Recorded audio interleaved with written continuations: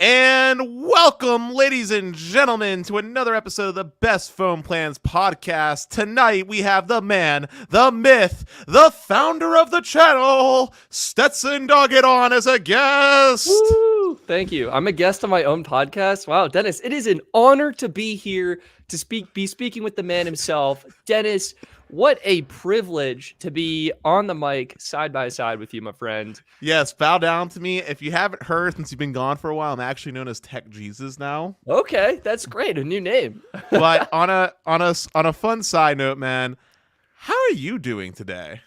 I'm doing mighty fine. A lot has been happening in my world. I took this vacation for like 3 weeks, which is where I was. For anyone who was like, where is Stetson? I was on vacation. And it just so happened when I left, we got like the most epic news one day after another. We had new plans from US Mobile, AT&T updated their unlimited plan. I'm sure there was like a bunch of stuff in between that I'm missing.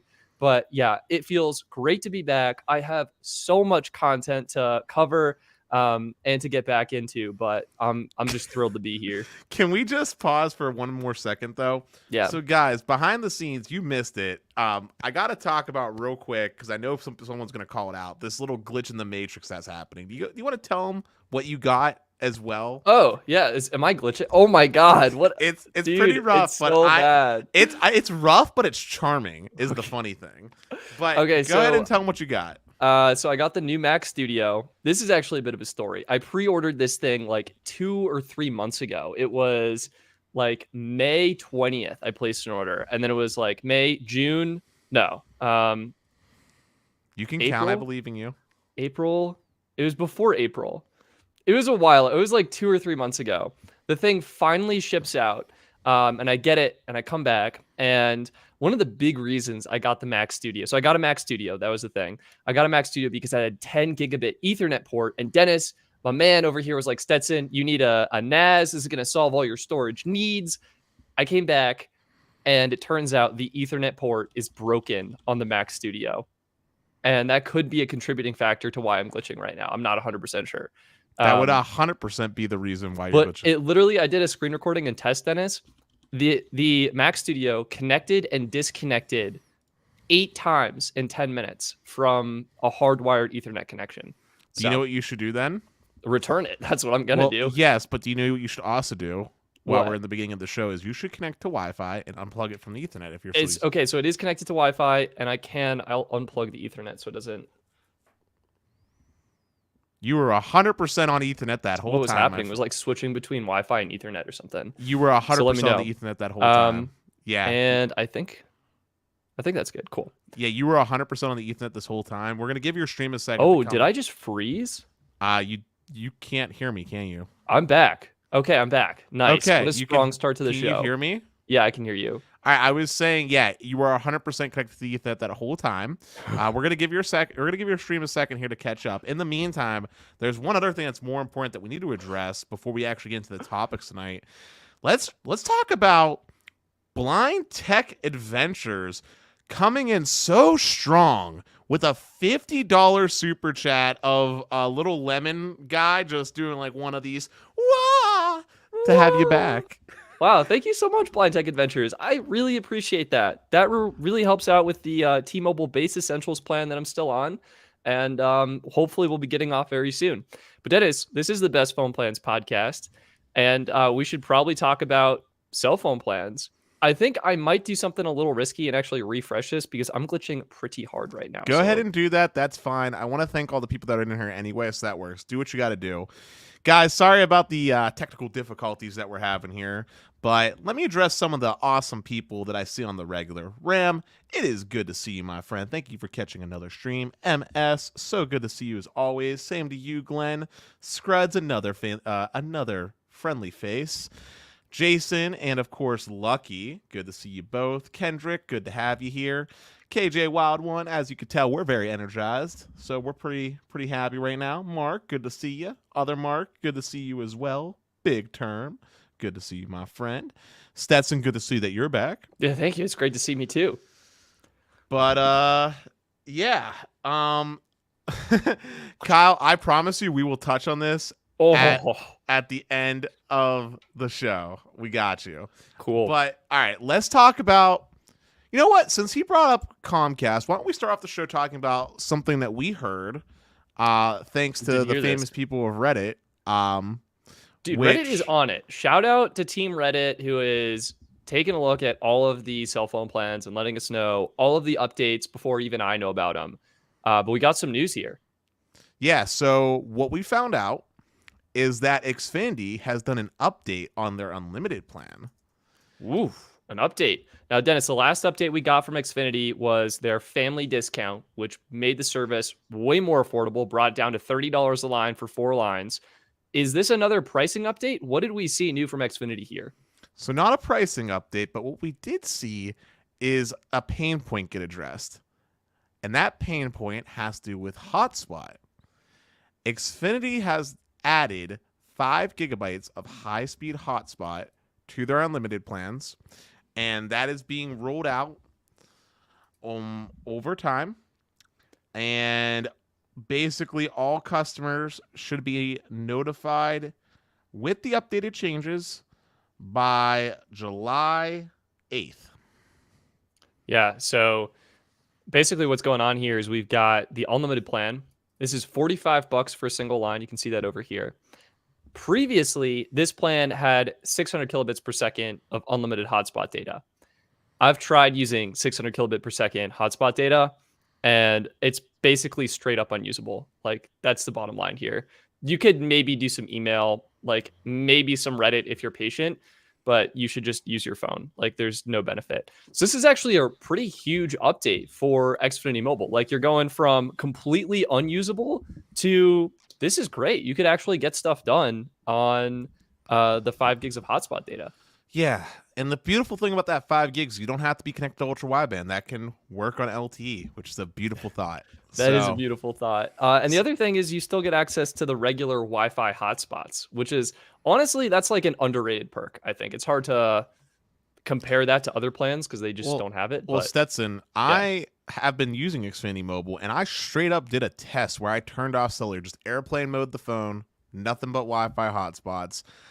I was essentially able to traverse Pittsburgh. I mean, there was drops here and there, like I wouldn't like rely on to make my most important call, but I was able to traverse Pittsburgh essentially pretty much always connected to Wi-Fi.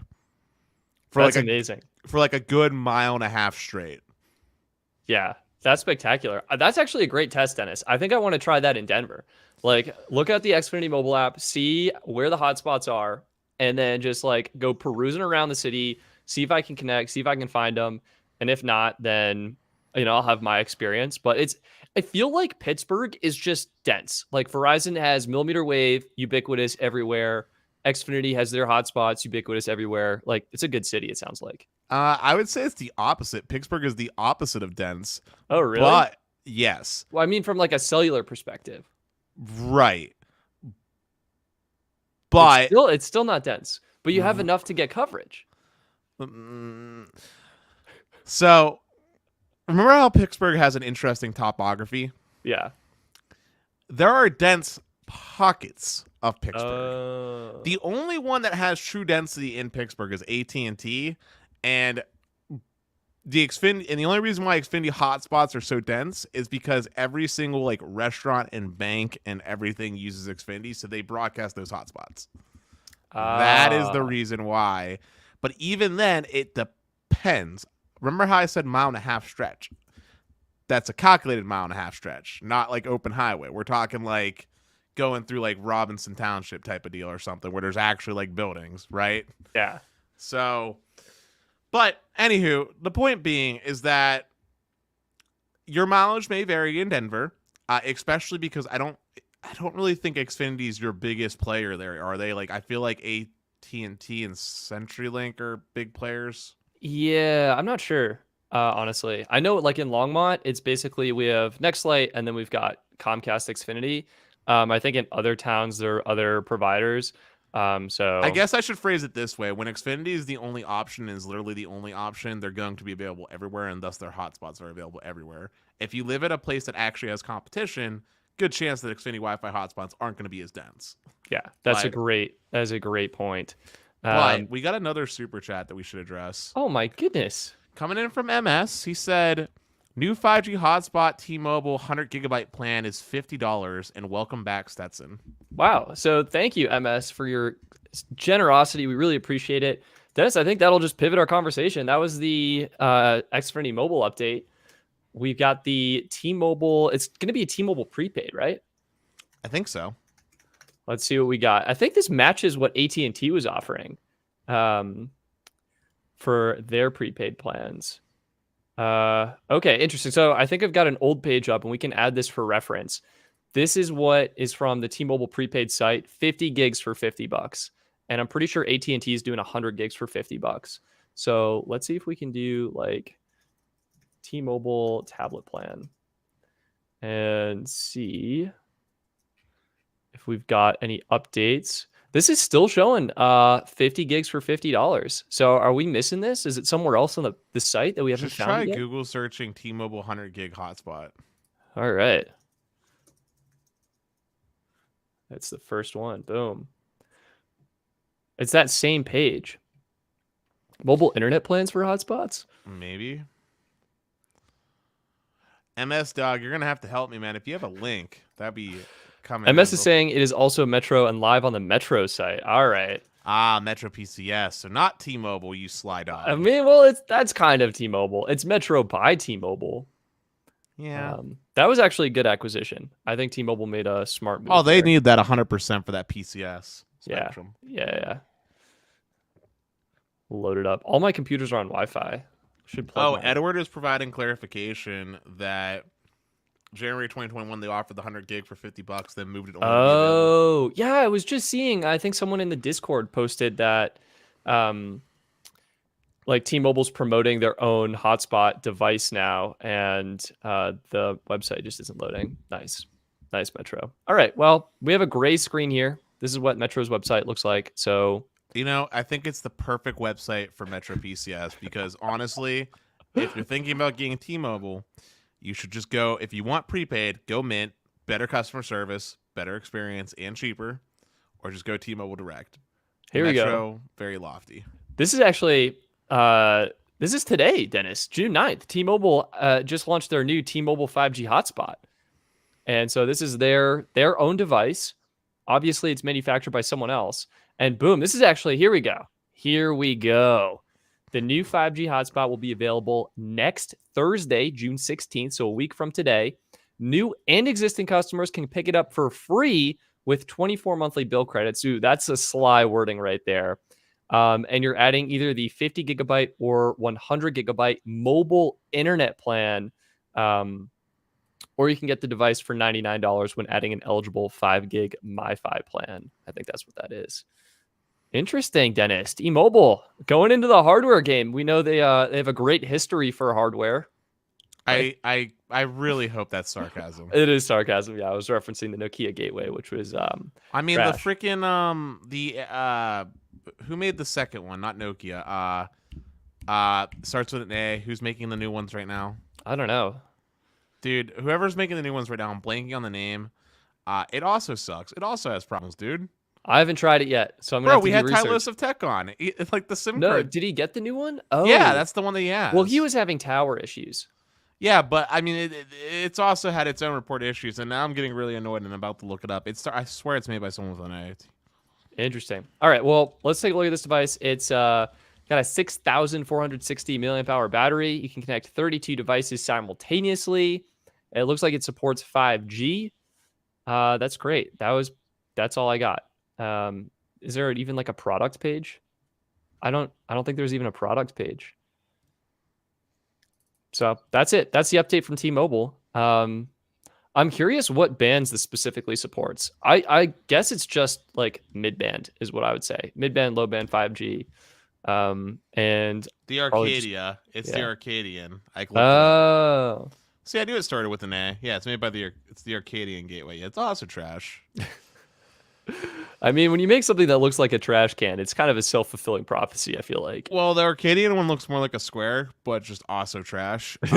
It's trash because, okay, do you want to know the reason why it's trash, Stetson? Yeah, why is this trash? it became infinitely more difficult to impossible levels to actually add external antennae, which, considering that this product Oh, is meant to be an internet solution for rural Americans, where an external antennae could be the difference between 10 megs and a shaky connection and 100 megs and very stable, seems like a very poor design decision. yeah, I agree with that. I think honestly, the champion of hotspot mobile internet devices is Netgear. They have their Oh, Netgear 100%. Nighthawk. They're on their. They had an M5, and I think they're on a revision of the M5. I can't remember. It's either like the M6 or like the M5. I don't know, like Pro Max or something, whatever they called it. Um, Dude, you know what's really annoying to me though? oh, It's we, really not rocket science to make a good like wireless gateway. Literally, just take what's inside this. I mean, aside from the processor, like yeah, take the modem inside this, put it inside that, add some beautiful external antennae like you would see on like a router. Like, you know, you have the routers where you just tighten the little, look at me, Stetson. You know, like a normal router, you tighten the antennae in the box for the external antennae slots. yep. Literally have the antennae be on the outside like that. So if a customer wants to add their own external antennae, they don't have to take it apart. And bada bing, bada boom, mind blown. You have one of the best gateways in the industry. Yeah. Dennis, you're right. I mean, I think you should quit whatever you're doing now, but don't quit the podcast, and you should just go make us a better gateway because we need it. Um, I mean, hey, if T-Mobile's hiring and wants to pay me a 6-figure salary, just call me. and then, oh, sweet, Austin, thank you for sharing the T-Mobile branded hotspot. We'll take a look at that in a moment. I wanted to pull up it's the Nighthawk M6 Pro. So they're now officially on M6. It's supporting Wi-Fi 6E, which is awesome. It's got 5G millimeter wave and sub-6 bands, powered by, Dennis, as you literally just said, Snapdragon X65. They just took the best modem and put it in a hotspot device, which is what we all wanted. And typically, Netgear makes it easy to add external antennae. They have like hookups. So how many kidneys do I have to give to get this? Okay, any bets on price? I think it's I'm like expensive. betting $550 in my bet. I think it's like 700. Okay, so this is AT&T locked 460. That's not bad. I betted 550 and you said 800, so I win. Well, okay, we have to do the unlocked one. All right. I don't know if you can even find that. Do the unlocked one, but I'm saying around $550 is my guess. Let's see. $800 Netgear. Oh my goodness. Yeah. So both my kidneys and my firstborn child got it. Yep. So there you go. But yeah, this hotspot is awesome. I'd be curious. We should actually see what Austin shared. I want to. I can't copy this. All right, wait. Here, Stetson, I got you. I got the link already, bro. Here, I'll share it in the private chat. He shared with us the FCC operating frequencies for the new hotspot, and I just sent it to you in the private chat. Thank you very much. I'll pull that up right now. We can add this back. And okay. See, I'm not a great reader, so I don't know actually what we're looking at, but yeah, Austin, I think you're just on another level, my friend. Like, no, I'm joking. It's basically showing us the combination. So like N41 carrier aggregation with N66, N71. It's showing us the band supports for this thing. Sweet. I was being a smarty pants because something like this, I can't read like plain English, so it would take me a minute. It gives the following cellular bands. I wish there was a easier way to digest this. That's why I was joking. Yeah. But seems interesting. Makes sense. Made by Quanta. So there we go. Never heard of them. Yeah, I don't know, Dennis. I don't know about the T-Mobile hotspot. Netgear is always the way to go. Here's what I know. I think that hotspots are very much overpriced for what they are. And that honestly, the best hotspot is this puppy right here because it's one device. Yeah, you can't connect 120 devices to it or whatever the heck you probably want to do with it, but that's what the home internet gateway is for. If you're looking for a hotspot, probably better just to use this. Yeah, I mean, like, what are you using a hotspot for? You're on the go. You need to do work on your laptop, so you just connect to your one laptop and you're good to go. I mean, dude, I literally lived off my hotspot when I was going to see you, if you remember, for those 2 weeks, man. Yeah. Because you thought it was a genius idea to use the T-Mobile Home Gateway, and I was over here like, kill me. Kill me now. Yeah, absolutely. You literally said, Dennis, this incredible fiber that I have in my house that you can't get anywhere else, we're not going to use it. We We're going to use put this. T-Mobile home internet to the test. It was awesome. And I was never more depressed in my life. And to be fair, Austin, we should almost have you back on the show to talk about this.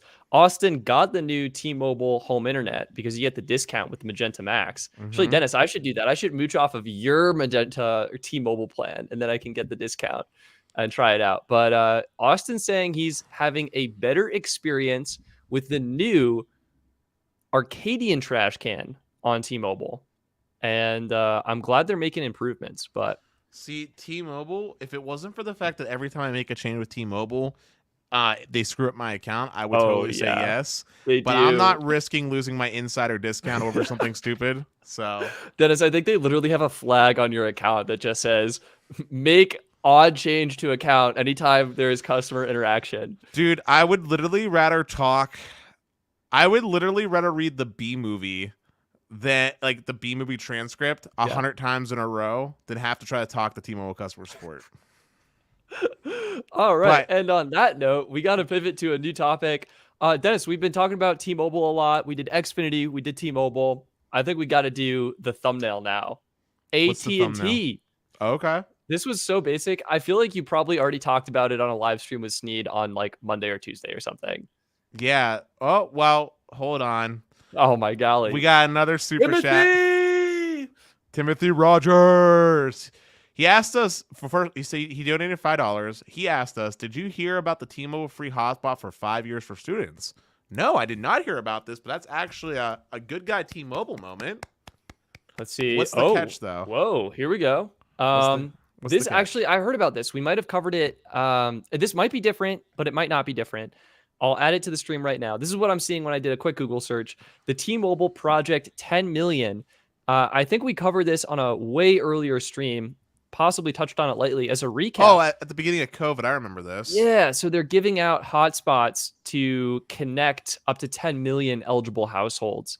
And that seems great. And I believe, feel free, Timothy, to correct me if I'm mistaken here, but I believe this is what you're talking about. Yeah, stay right there. Yeah. This program is basically a worse version of Internet Essentials, in my opinion.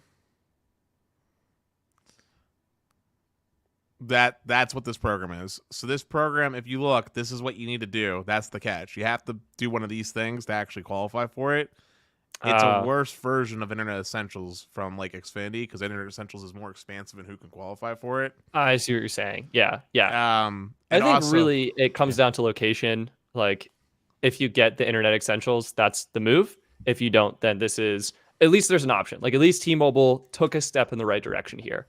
Right, but they could do an even better step in the right direction, which is once you're enrolled in the program, as long as you stay eligible, you can keep it for the life that you want to be with them instead of 5 years. Yeah. But anywho, thank you for the super chat. I'm sorry for being hard on T-Mobile. My spice-o-meter is just off the charts tonight. Real quick, though, let's address this quick question, because I feel like we don't do this enough. Dennis, you're a gamer. You love playing online. I feel like you've given me the lowdown.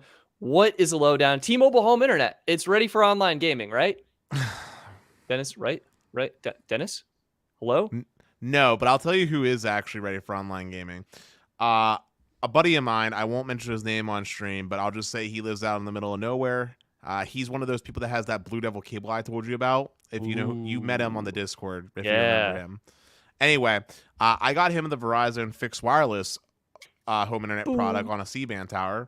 He gets a rock solid 300 by 20, so it's delicious. And Verizon actually made meaningful firmware updates to the gateway they send out that actually make it feel like a home internet product, not a glorified hotspot. And by that I mean they added a pass-through setting, which allows you to turn the gateway into just simply an access point, or into just like a modem, basically. So you do IP pass-through, which fixes the double NAT type routing issues that get caused. Also, they allow you to set static IP addresses. They allow you to do NAT NAT forwarding, packet forwarding, or port forwarding. Jesus, there we go. Okay, yeah. They let you do port forwarding. They allow you to do a lot more stuff, which is important for gaming because gaming uses ports because a lot of older games require like an open NAT type.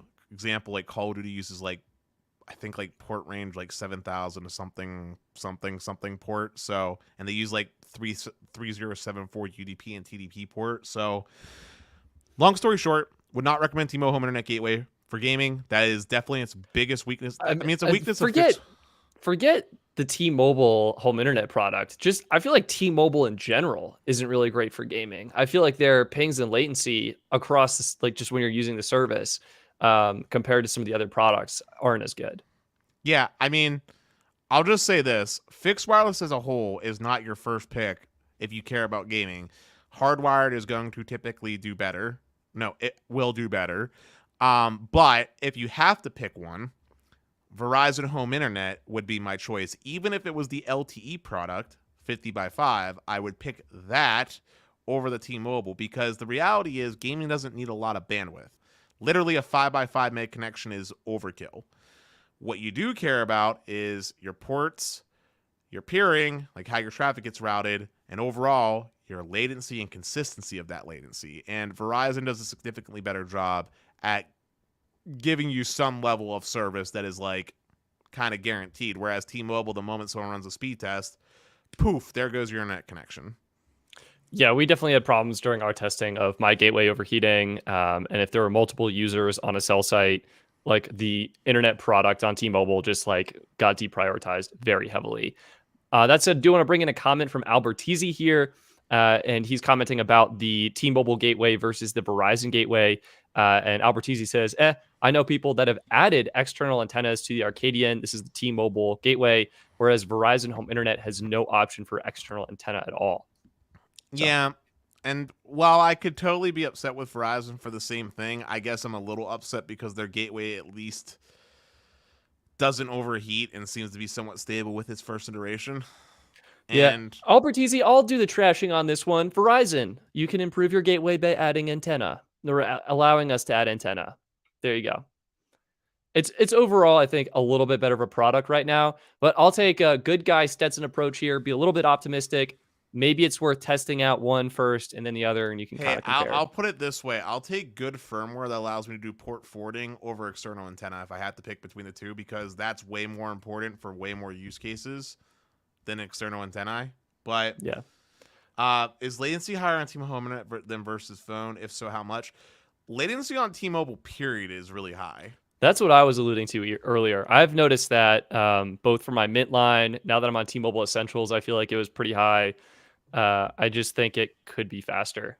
So listen, I'm just going to say this, and I mean this like not even as a joke. You would be better served having a DSL connection with a 1.5 meg down and 600 kilobits per second up for your gaming, because for your online connection, okay? Because keep in mind, Dennis, what do you do when you game? You have to download a huge game. How big are AAA titles these days? Let me clarify. When you're actually playing the game, you'd be better off with a DSL connection. If you want to download, then use the T-Mobile Home Internet to download your games. Do both. Have both. Because if you try to play the game online with that T-Mobile Home Internet, I promise you're going to either rubber band or disconnect, and it's going to be a very poor experience when you scream saying that, I was lagging, that's why my bullets missed. Yeah, Verizon, Austin chiming in here, Verizon Home Internet, way better than T-Mobile Home Internet. And following up with that, saying you get a real public IPv4 address and a lot more customization. Dennis applauding. We know this is good stuff. Well, see, but here's the thing. No, joking aside, the things that Verizon did for their fixed wireless internet product are what make a home internet solution a home internet solution. Like T-Mobile's is, and I said this before, T-Mobile's feels like a beta product. It is. Their network is designed mobile first, and then there's this fixed wireless solution that they're offering, but it's missing all the things that that are supposed to make it a home internet replacement. Yeah, I mean, I feel like T-Mobile as a whole right now is kind of just in a rush mode. They want to rush out as many things as possible while they have this somewhat of a lead in the 5G space because they want to capture customers. And I think there's kind of a not really a stickiness, but like a resistance element. Like when you sign up and you get something, and it works, you're more likely to keep it versus constantly switching providers. So I think they just want to get customers, which is why they rushed it out. Whereas Verizon, on the other hand, they don't care about customers. They care about like making great products. I mean, they do care about customers, but like they made a great product first, launched it later, and now there you go. And they're much more restrictive, by the way, Stetson, about who can get access where. Like if the limit's 10 people, the limit's 10 people. Like, oh my God, wait. So Dennis, when I called to cancel my T-Mobile home internet, because I just realized I wasn't going to make the review in time, I needed to stop paying this $50 a month. The lady was like, you'll lose your reservation spot. Like if another person signs up, you won't be able to get it. And I was like, lady, no one in Longmont is willingly signing up for T-Mobile home internet. Like there is so much capacity here. I will not have a problem. You'd have to lose a bet to sign up for T-Mobile home internet. Yeah, but that's... You know, I know we have topics that we want to talk about, but honestly, I feel like tonight's one of these nights where we should just answer questions, Stetson. I don't know about you. We got it. Come on, we can knock the AT&T out in 2 seconds. Come on, though. These questions 2 are seconds. Good. You guys have great questions. We'll answer all of them shortly. AT&T updated their unlimited elite plan. It's now called AT&T Unlimited Premium. This guy right here. And it's worse than the elite plan. It's worse. And how is it worse, you ask? Well, it got one thing better and one thing worse. Better is it got 50 gigs of high-speed hotspot data, so 10 extra gigs, and now matches Verizon. Great. It got worse because they removed the HBO Max subscription, which was a $15 a month value add. Really great perk. And the only perk now is Stadia Pro, which literally expires after 6 months. So, and let's not forget here real quick, $15 value add for HBO Max. Does 10 gigs of hotspot equal $15 worth of value? My answer is no. No. And HBO Max was great. It's actually one of my favorite streaming services that I keep in my repertoire. But overall, boo AT&T. Bad AT&T. Yeah, I'm with you. Good. I'm with you, Dennis. I mean, we actually had a cool opportunity to talk with Roger, and everything AT&T makes sense from everything AT&T did make sense from a business perspective, from a consumer perspective. You're definitely losing value. And I mean, if you think about it, like not many people actually use hotspot data. And compare that to HBO Max, where a lot of people use and enjoy HBO Max, like you, Dennis, and like me. I've used HBO, like it's great. So it's just like AT&T added something very, very few people will use and removed the thing a lot of people will use. I mean, I told Roger this, but like if AT&T would have like slashed the price by like $5 at least, yeah, done something that would have made it more competitive, especially compared to T-Mobile, which is $85 a month flat. Like then you would be AT&T would have been in a great spot. But yeah, but if they would have slashed by like $5 and then gave like the option to get HBO Max for like say $10 for the no ad version or something like that for people that wanted it, that would have been so much cooler of them. But look, AT&T's boring. I kind of already covered this with Sneed. And Dennis is bored. Yeah, that's a TLDR. I'll have a video about this tomorrow, and it'll be fleshed out. It's a bad move, and I think the two things I wanted to mention, I would actually go unlimited extra now. I think it's a better overall value. And disagree. With the $10 you save, you can get HBO Max if you wanted to. No, disagree with you. Okay, that's cool. I think the real best plan is Cricket's Unlimited More plan. I agree with you. This is the new best AT&T plan you can get, period. And you know what's so funny, Dennis? Cricket Unlimited More, it comes with HBO Max. But it's the ads version. Yeah, but it's still, come on, man. It's $55 a month flat. So yeah, but Stetson, can I tell you why I disagree with you about going with extra over elite? Yeah, why? You mean unlimited premium? No, that's not it. You're ignoring the capped resolution, the 4K. Video, and you're also ignoring the signature discount, which, as we always joke about, everybody with a pulse can get, which brings it down to the extra pricing. Yeah, I think if you talked about ARP. You talked about ARP. Come on. I mean, look, I think unlimited extra for more people is going to be a better value. That's my take. Fair enough, but Albertese came in clutch with another super chat. He said Dish Wireless is available in his area now. $20 for unlimited high-speed hotspot. They offer the Netgear M6 Pro with the plan for $350.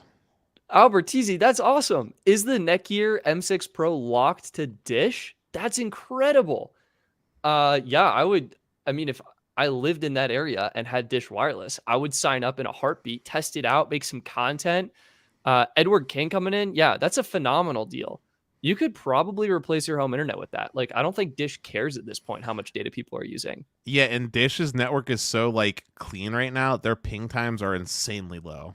Yeah, Like yeah. they literally have like no one like using them. It's only the beta testers with the 5G Motorola phone. So like legitimately, their latency is like fiber-esque in nature. Like we're talking like 5-6 millisecond pings. It's pretty awesome. Yeah. One more. We're answering Glenn now. All existing AT&T Elite customers are, yes, they're grandfathered into the plan, and you get to keep your free HBO Max subscription, which includes you, Dennis. So congratulations. Yes, but don't make any changes to your plan, like adding lines or anything like that. Yeah, heaven forbid you even think about touching your plan. So that was it. That's the update from AT&T. Dennis, we're getting some fabulous questions in here. I know. I do want to talk about that so bad. You're the Apple guy, but before we get onto that juicy topic, because it's going to take a minute, because there was a lot to unpack. Let's talk about some of the earlier ones that were coming in, which was oh god, I should have started them like you did. You did. I'm going through it. I'm starting them now.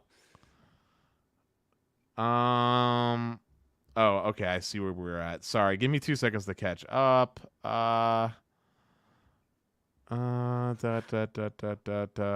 our friend EM Tech. Thank you for tuning in. Oh yeah, he's in the UK. The UK 1 a.m. podcast hits different. Hopefully, we're keeping you awake, or if you need quality of sleep, hopefully we're putting you to sleep. Whatever you need. Let's talk about Google real fast because it'll be a little bit quicker than Apple. Did you see the Google I/O event?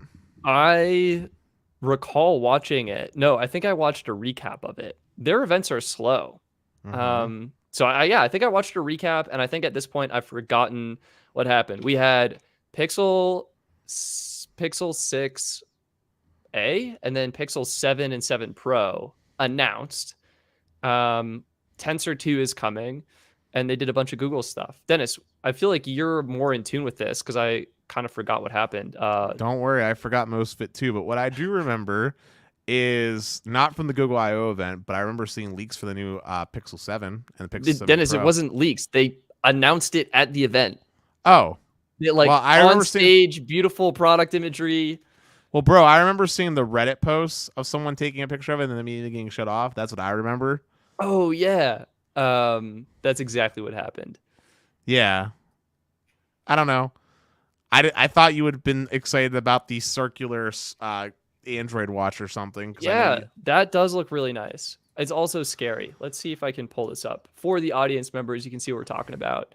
I mean, you're kind of you're in the Pixel tester program or whatever, aren't you? Yeah, I'm part of Team Pixel, which is a really cool opportunity where they send me the phones and I get to test them out. So I do the 5G speed test, which I really love to do, test out the Samsung modems, which they've been using. Hey, what are you going to do with that old 6 Pro of yours?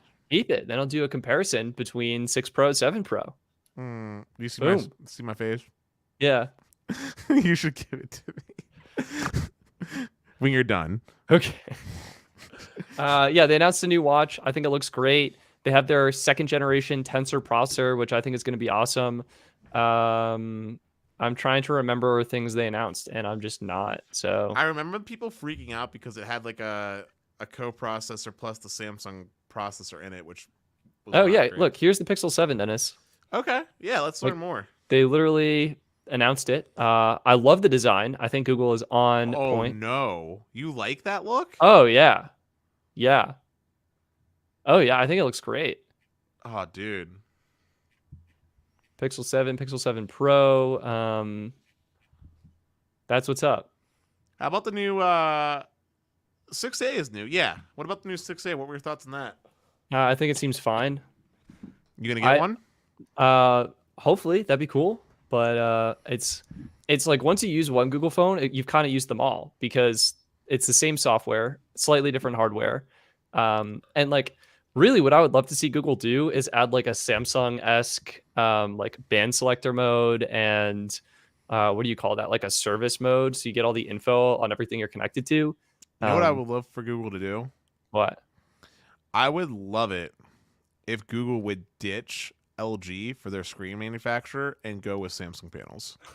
That'd be pretty cool. No, that would actually be a massive change. Like the Samsung screens are so much better. And also, one other thing I would love for Google to do is figure out a way to significantly improve battery life, because the Pixel's battery life has been notoriously one of the worst performers, I would say, in the smartphone space in the last few years. I think it's been fine for me, from what I've been Have you using. watched the battery tests on? I think it's Mr. Who's the Boss did a battery test on it, as well as. No, I haven't seen them. I just kind of use it, and from my experience, it's yeah. Well, whatever. We can talk about WWDC now if you like. Sick. Well, let's just do this quick recap. Let me see. We'll hit all the key points. It's mostly a software event, so a lot of the changes are like under the hood, coming soon. Recap: Pixel 6a. It's going to be a new mid-range phone, $450, which we saw. Pixel 7 and 7 Pro coming this fall. I don't. They announced it before the leaks. The funny thing is, Dennis, as you mentioned, I think Google literally accidentally shipped this to someone. Like they bought just your regular good old Pixel 6 and they got a Pixel 7. Oops. Yeah, they accidentally shipped it. I don't know. The watch, we talked about that. I think it looks really nice. I'm concerned that it might be terrible, especially with battery life. Pixel Buds Pro, Google's still doing the wireless earbud game. Android 13 beta, it's going to be cool. Android Wallet trying to replace your physical wallet. Wear OS 3. Wait, can we pause about the wallet real fast? Yeah. Do you want to know how Google could replace my physical wallet? Just do what Samsung did with MagStrip for whatever sick. reason. Yeah. I'm so mad. I'm still mad that Samsung killed off MagStrip. That was literally like the main reason why I use Samsung Pay and Samsung phones. Like that was such a good feature. It was a phenomenal feature, Dennis. You're right. They should have kept it. But continue. Sorry. Tablets. Google is trying again at tablets.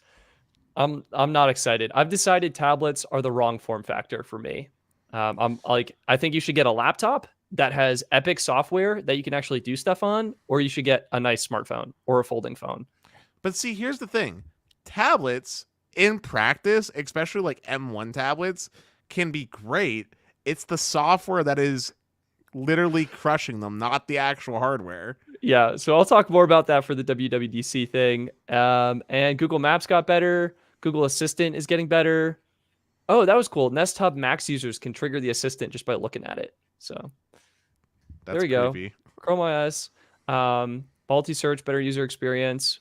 Android Auto, this looks really nice. I'm a big I think Apple and Google are both making better software experiences for the automotive than automotive manufacturers are. So yeah, but I don't know how I feel about that, because can I just say something? Hot take real fast. Yeah. Phone manufacturers tend to roll out software updates willy-nilly for features. Automakers tend to be slow with adopting change. And there's one industry where I'm okay with adopting of changes being slow, and that is with a vehicle that is a walking death can on wheels. My fear is that something happens with these more sophisticated versions of CarPlay, where like now I can't literally control, like now I can't see like my speedometer or important notifications when my car is like getting ready to like blow up because the engine's like piddle paddling the wrong way or something. Yeah. We'll see. All right, let's see some comments. Daily Tech Mike thinks Pixel 7 and 7 Pro not a good look on the back. I respect it. I like it. I think it's unique. Pixel 6 Pro battery is bad, especially for how big the battery is. It was fine for me, but I'm not really a heavy user. They did take away the headphone jack on the Pixel 6a, which is a bummer, I'm pretty sure. And also, yes, it should be on the bottom. I don't know why they put it on the top. Brad saying Dish is available in Pennsylvania. Dennis raises eyebrow, looks at Dennis. Is this an opportunity to test out Dish? I'm waiting. I put in I got a response to them. I put in my application for Project Genesis. I'm just waiting on the thing. They're MIA. All right, I think that's pretty much it for Google. Let's do Apple. Let's do WWDC. Yes, the thing that has been blowing up the internet, and I wish we should, if we were going to talk about this, we should have got actually Tech on for this. Pause. MS, thank you so much for your generous super chat. We truly appreciate it. Yes, they should make a service mode for Pixel 4 Network or Network Signal Guru. Yeah, they should do it. I mean, that said, the irony is the one phone that I got Network Signal Guru to work on is the Pixel 3a. Yeah, but Stetson, seriously, if we were going to talk about this, I wish you would have told me because I could have got Tylosive Tech on. That would have been pretty That would have cool. been the perfect guest for talking about the WWDC. Well, we can do a special episode next time, and we'll Okay. optimize it for search. We can't just not talk about it. It's so exciting. It was here. All the Apple people were there. We saw Craig Federighi running in slow motion, which is a highlight probably of my entire life. It was 2 hours long, but honestly, a lot of the 2 hours. Honestly though, a lot of the changes that happened at this event, for me personally, were solving major pain points. Let's go through them. What were you most excited about, Dennis? So WWDC is Apple's developer conference. They announced their software for the iPhone, iOS 16, the Apple Watch, which is I think WatchOS 9, the Apple, the iPad OS, and Mac OS. So hit me. What was your favorite feature as Apple was walking through all the new software updates for their different software platforms? I know this is a small one, but the fact that now I can actually transition FaceTime calls from one Apple device to the next, kind of like how you could with Microsoft Teams. Yeah. That is a massive feature as someone that spends a lot of time doing voice calls. So that was pretty clutch. The synergy of apps, just overall in general, like they synergized a lot of apps across the board. Oh, no, I know what my favorite feature is. The video Password to text. Thing. Not the password thing. No, the video to text.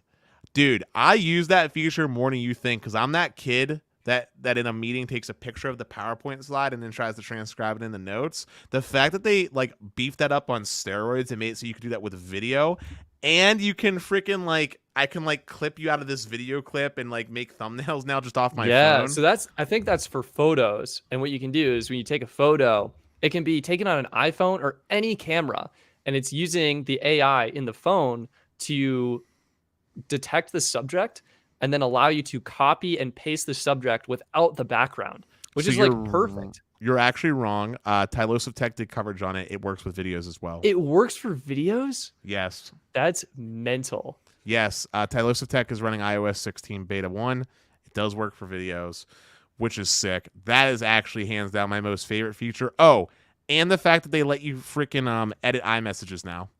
Yeah, that's the amount of typing mistakes I make when I'm sending people iMessages is embarrassing. So I'm delighted to be less embarrassed. I think for me, the lock screen is my favorite update because it looks pretty and it's aesthetic.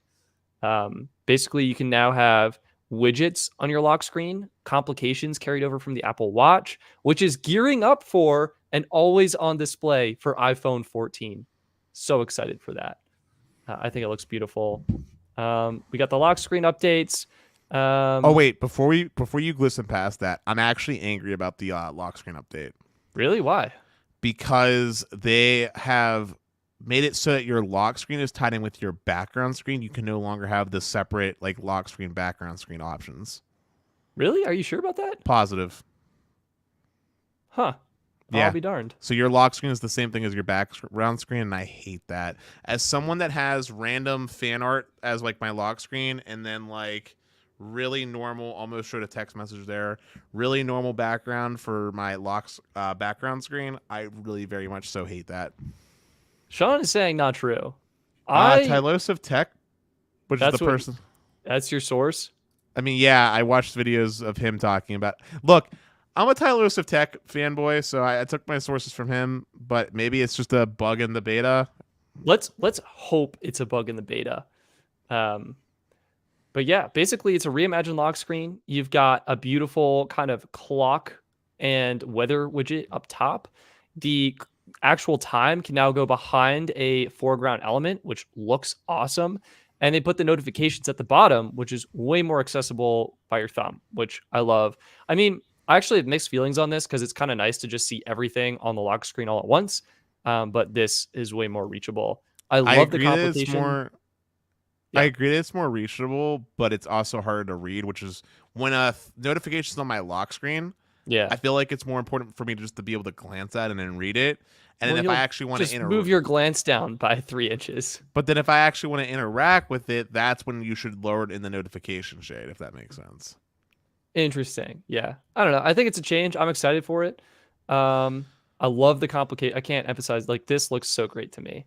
I'm really hoping developers utilize the widgets and really expand upon that on iOS, because that's an area that Apple's been sorely like lacking compared to Android. Although iOS 15 did do leaps and bounds, I would love to see some more aggressive focusing on allowing you to put your widgets wherever you want on your screen instead of trying to abide by like this grid. That would be pretty cool. Yeah, maybe. I like the grid. Stronger setup for focus. I think. All right, let's see. Anything else exciting? Wait, what happened with emails there? Whoa. That's photos, focus filter. Filter. Yeah. Oh yeah, they improved the search for emails finally. Yeah. Apple was just like, "Oh my god, we make an email client. Like, should we do something about this?" And they were like, "All right, let's fix it." And they finally fixed it. Can I say a hot take that might not be a hot take? Yeah, Dennis, give me your lukewarm take. Apple email client is hands down the worst, and anybody that uses it, I honestly question, because Outlook is a lot better. Like Microsoft Outlook is a lot better, and Gmail's inbox is a lot better laid out and has way better search functionality. I respectfully disagree with that. Outlook was my least favorite email client. Are you kidding me? Did you never set up custom rules? Dude, with my work email, I have custom rules set up, so whenever I get all the important like documents that tell me about blah, blah, blah, blah, blah announcements, they go to one inbox. All the spam about how we love you and appreciate you for work go into another inbox. It's like junk, and it keeps my main inbox super clean. Yeah, I mean, I will say I haven't used Apple extensively. I'm a huge Gmail person, but yeah, it's nice that they're finally getting on that. The shared photos library was awesome. This is great for families. You didn't like that? I don't like the fact that they have a button they added in the photo app that instantly shares it with a library. I can just see that going wrong so fast. Maybe. I mean, because they have a button now where you can make all your photos go to the shared family library or whatever you want it to share to. Yeah. Yeah.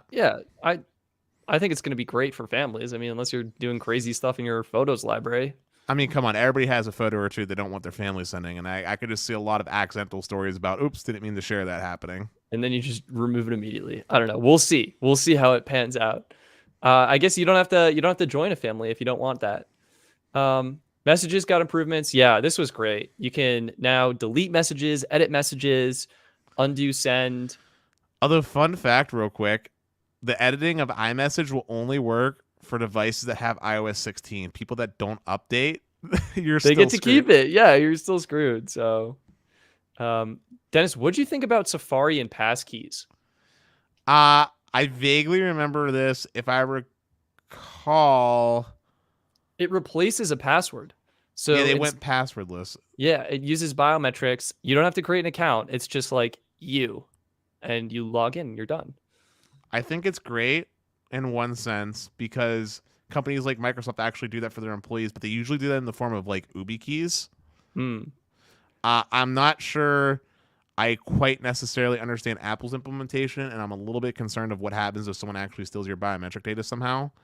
I don't think that would happen, but I guess I'm not super knowledgeable in that field. I'd have to do a little bit more research on how it was implemented and like how exactly it's working.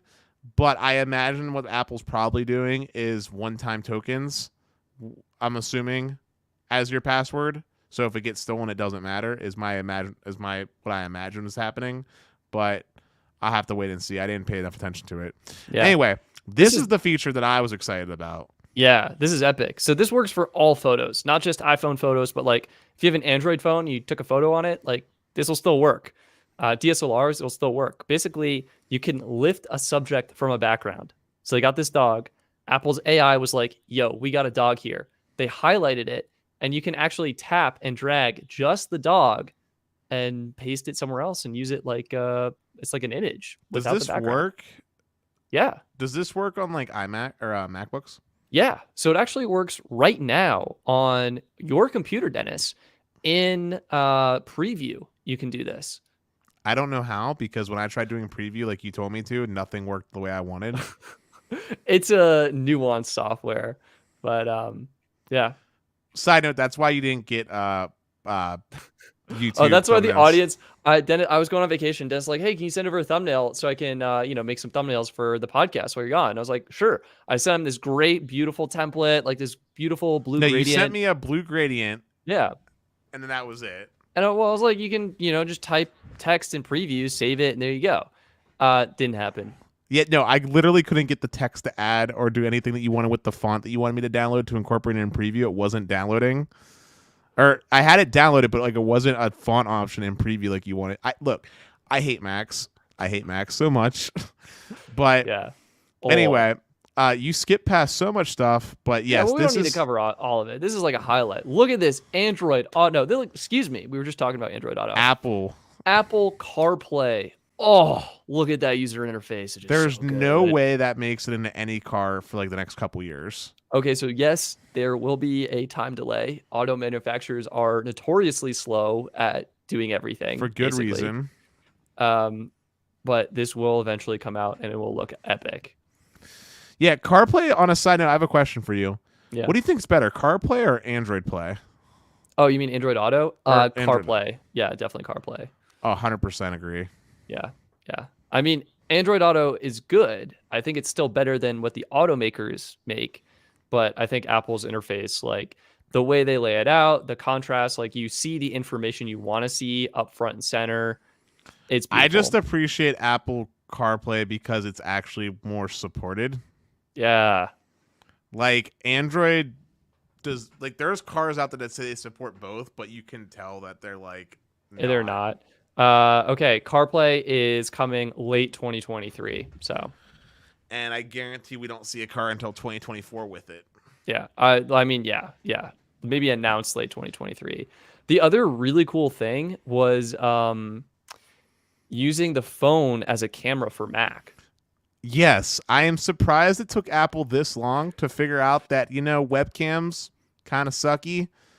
Big old expensive phone.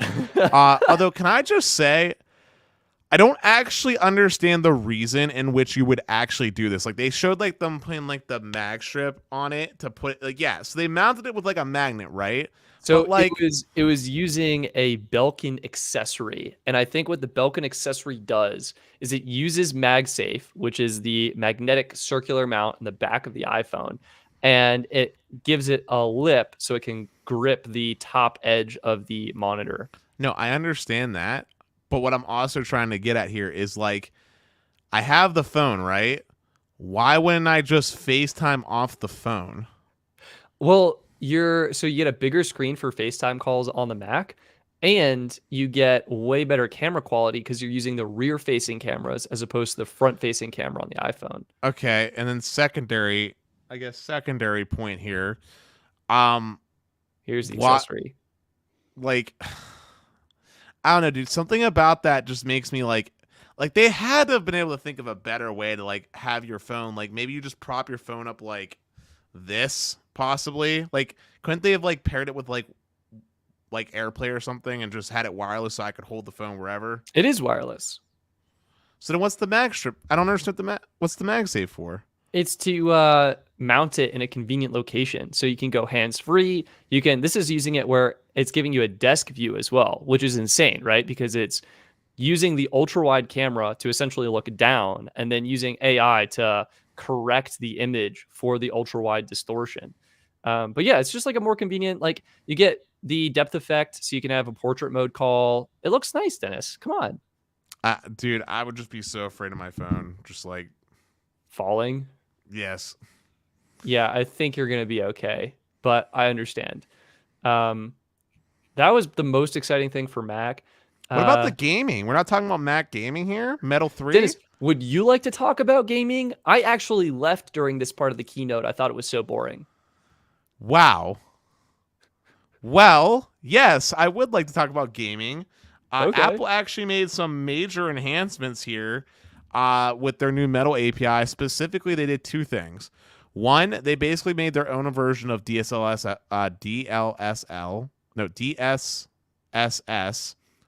where they are able to essentially take a super resolution and lower it down into a smaller resolution so it takes up less graphical memory in order to improve performance on handsets, for example, like your phone. Very effective thing to do. They also added support for Vulkan API, I believe, and there's going to be like real AAA titles making their way with like Resident Evil something coming out on Mac, which is kind of cool. And I am just happy to see that Apple is embracing gaming in a meaningful way because their M1 chips have tons of horsepower, and I'm hoping so much that developers will embrace iOS and macOS for gaming because I feel like it has long been forgotten, and I am excited. I think mobile gaming is great. I'm not optimistic about AAA titles coming to Mac. That's just my take, though. What else? They redesigned system settings. This looks awful, I've decided. It's just a gray blur. And the other thing that was really bad was actually for the iPad. You scroll really fast. And yes, well, iPad changes were massive, though. They added, the overlay thing. This is horrible. This is my least favorite feature. Wait, what? Yeah, it's... Please explain. Okay, because look at this.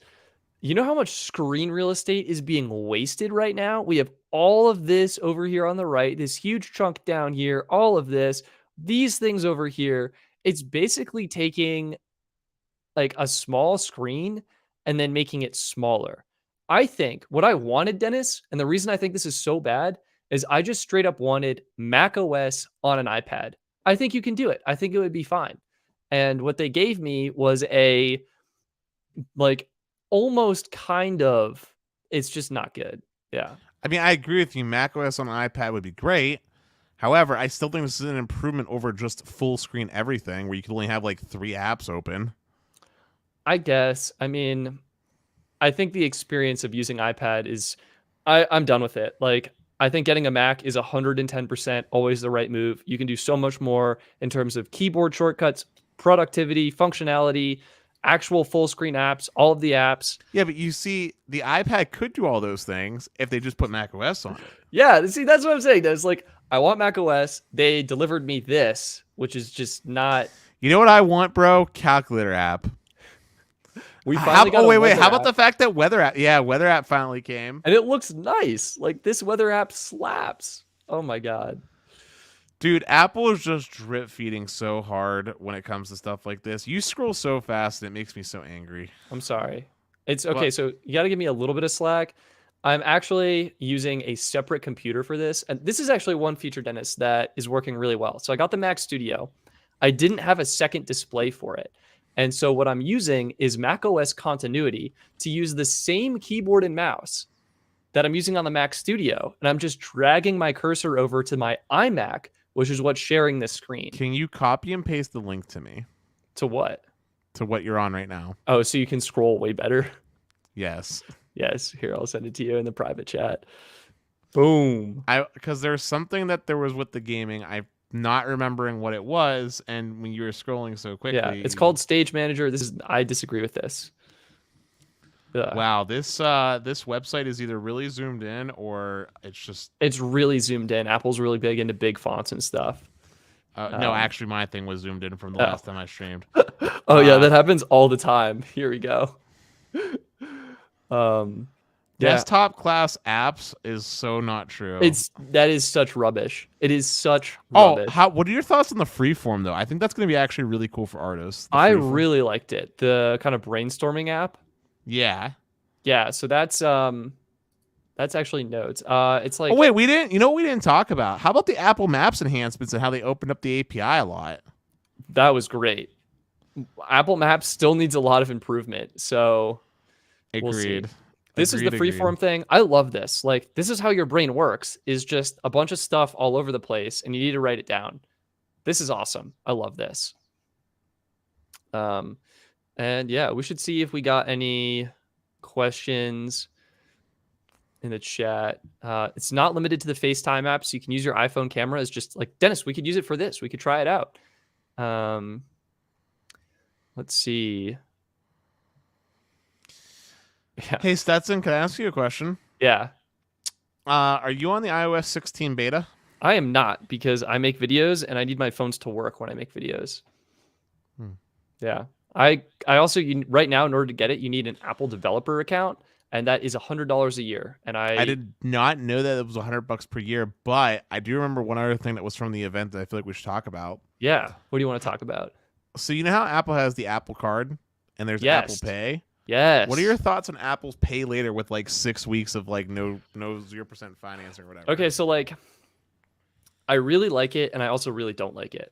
I like it because I think a lot of other companies that are doing the pay later thing, like Afterpay and Affirm, they charge you quite a bit typically for those purchases. So I like that Apple is completely interest free. What I don't like about it is I think the buy now, pay later mindset as a whole can get people to buy things they may not be able to afford. And that's what I dislike about it most. So it's like convenient and awesome for those who want it. I think as a whole, we might be better off without it. What are your thoughts, Dennis? I don't understand the point of it because if you want to pay later, you get the Apple credit card. Well, maybe you don't qualify for with actual perks like money back and stuff. Yeah, 3% back. It's pretty nice. And like 6 weeks pay later, like I don't know about you, man, but like if either you have enough money to buy it or you don't, 6 weeks isn't really a lot of time to like afford it. It's not like another paycheck. It's basically like one additional paycheck is what it is, right? Or maybe two if you're paid every 2 weeks. I guess it'd be up to 3 paychecks is what it would cover.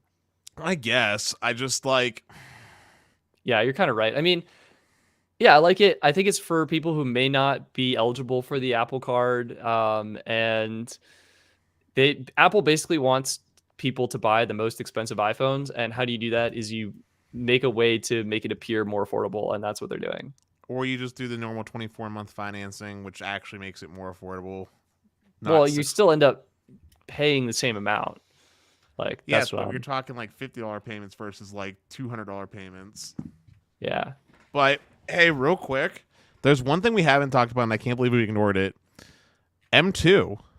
Oh yeah, guys, there's a new Apple computer, MacBook Air with M2. Well, there's 2 new MacBooks. There's MacBook Air and MacBook Pro.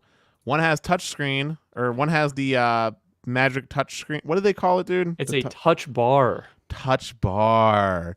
Yeah, one has the touch bar, which is absolutely rubbish, and then the other one is actually designed intelligently, which is the new M1 Air design.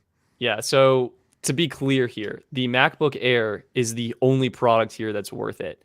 And I say this because it has a new slim design and it's got M2, so you're getting the supercharged performance. It's got a beautiful display now with the notch, so you're getting extra screen real estate. It's 13.6 inches. Fast charging. You have MagSafe. Like, it's awesome. And they added dedicated graphics or video cores in the M2, so you can edit like 8K video. Like, this is sick. And they improved the peak brightness to 500 nits. Big updates. But here's the one caveat: it's a 60 hertz panel, no ProMotion. That's typical. I mean, it's the entry level, so you expect that. And I know, but that XDR display, as a person that owns the MacBook Pro that doesn't give it enough love, that XDR display though is something else, man. It's nice. It is really nice. All right. M2 chip can really zip. You're getting 1.4 times performance over M1. That's 15 times video editing performance over the dual-core Intel Core i5. And this is because, again, you have the dedicated video chip. I guess you can like look at other things too. Yeah, it's a great product. And what's awesome is basically M2 is designed to work at full speed, even without a fan. And it will kind of throttle a little bit after maybe 30 minutes to an hour of intensive use, but it's really, really not that bad. But for the people this is targeted for, it is more than enough. Honestly, this is hands down best in class laptop/notebook on the market, in my opinion. Easily, especially for students and taking notes in class. Like, the battery life has been insane. Oh, we got to stop the stream. We got Lucky in the house giving us a super sticker. Thank you so much, Lucky, for your support. Dennis, what are we looking at here for our cute it's a cute little fox with like a little scar that's like hugging a heart, and he's going like Thank you so much, Lucky. It's kind of reminds me of your profile picture. Yeah. We have a good question coming in from Derek here. Does M2 have LTE? I wish. No, it does not. Still a Dude, big that is feature one of the miss. reasons why I want iPad to have freaking macOS so badly. Like, Yeah. but dude, how about this new midnight color? That is a fine looking color. I don't like it. What? Yeah, I Tell me know. why. I don't like it's like an off gray blue, and I've decided I don't like that color combination. Dude, if that was an option for the MacBook Pro back when I bought it, I totally would have got that color, I'm a big fan of your classic space gray which is what I have. and the silver.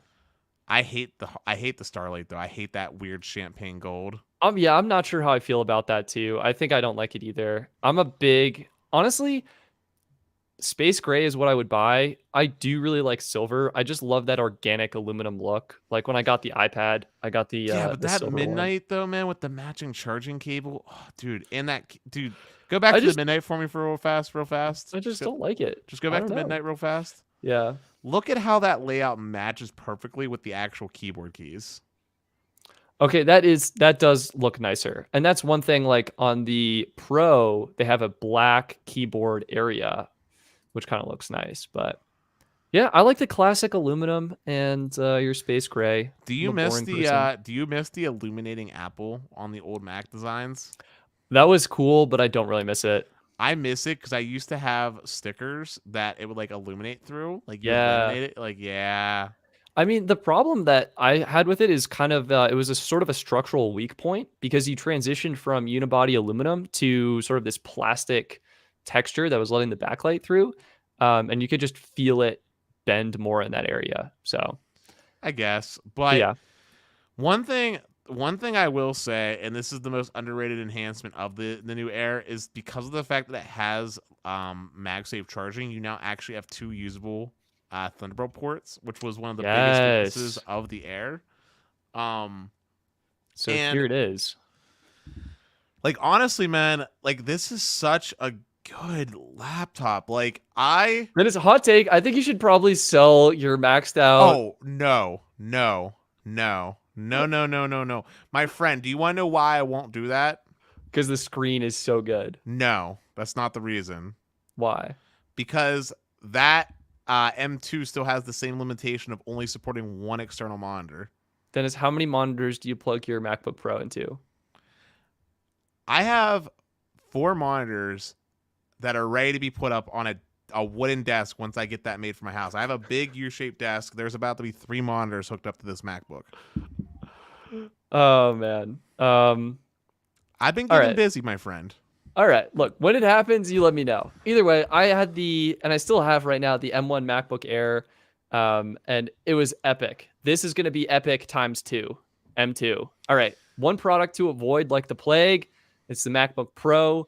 Why? Because it's basically more expensive for the same performance in a heavier, chunkier package and with a worse screen. Actually, Yeah. it's not necessarily more expensive. If you were to get the non-bend M2 in the Air, it has price parity. And then it just comes down to, do you want the freaking touch bar, which No, I look at the touch bar as a downgrade overall. In fact, you know what really makes me mad is I don't understand why Apple won't just make a touch screen on a Mac. Why is that such a hard concept? Dennis, I'm so with you right now. All right, so this is what we need. First of all, Apple needs to put macOS on the iPad because iPadOS is not good. This is not good. I can't do anything on this software experience. There's no escape key on the keyboard. Not good. Dennis, you're 100% right. I want to smear my greasy fingers all over my laptop. Make it happen, Apple. Dude, you know those like yoga books? Do you remember yoga books? No, what are these? Well, basically, a yoga book was a Windows laptop that had a full like it was like Lenovo. Yeah. Yeah, and you could literally fold the keyboard, and then you could use the actual keyboard as your kickstand when you put the thing down if you wanted to like watch media content. Those were primo great. Their only weakness was the fact that they had Intel processors that were highly power inefficient and not that strong. But literally just copy that design with the M2, and I swear to God, those things will sell like hotcakes. It'd be pretty sick. I mean, the one thing that I love about iPad is this actually feels really durable to me. And why is that? It's because the thing that breaks is the keyboard. You spill your soda on it, your water on it, your tea, your hot chocolate, your cocoa, whatever. This thing, easy to break. In this setup, the actual hardware comes off. Like, it's totally safe in that kind of scenario.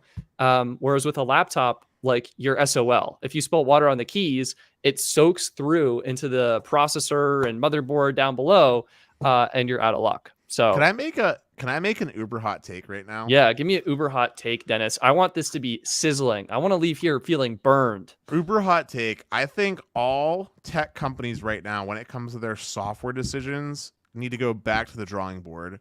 Windows 11, nightmare. Mac OS, looking primo, but iPad OS, disastrous. I And can't do anything on it. And here's the thing that's the kicker. Apple crushing it in the MacBook space, making great decisions, right? Apple in the desktop space, non-existent. They make some of the worst freaking desktop. You're about to correct me. I respectfully disagree because they have Mac Studio now, but we're missing. And I would think the regular iMac is actually pretty good value too. Yeah, but the Mac Studio, like, I understand it's like unified storage, all that fun stuff, Dude, yada yada yada. It's so fast. But come on, dude. Like, they have to have a way to like actually expand the storage. Like, come on, like SATA ports are a thing. Yeah. Okay. So I hear what you're saying, and that's a really good point. The problem isn't, I think, their desktop hardware. I think it's good value what they're offering for Apple, at least. I think the problem is the expandability and the like openness of it. I mean, think about it for a second. Like, think about all the storage that I added to this puppy over here to my right, and the NAS that we did to add so much storage for you, right? Like, having SATA ports, having PCIe expansion, like these are like important things.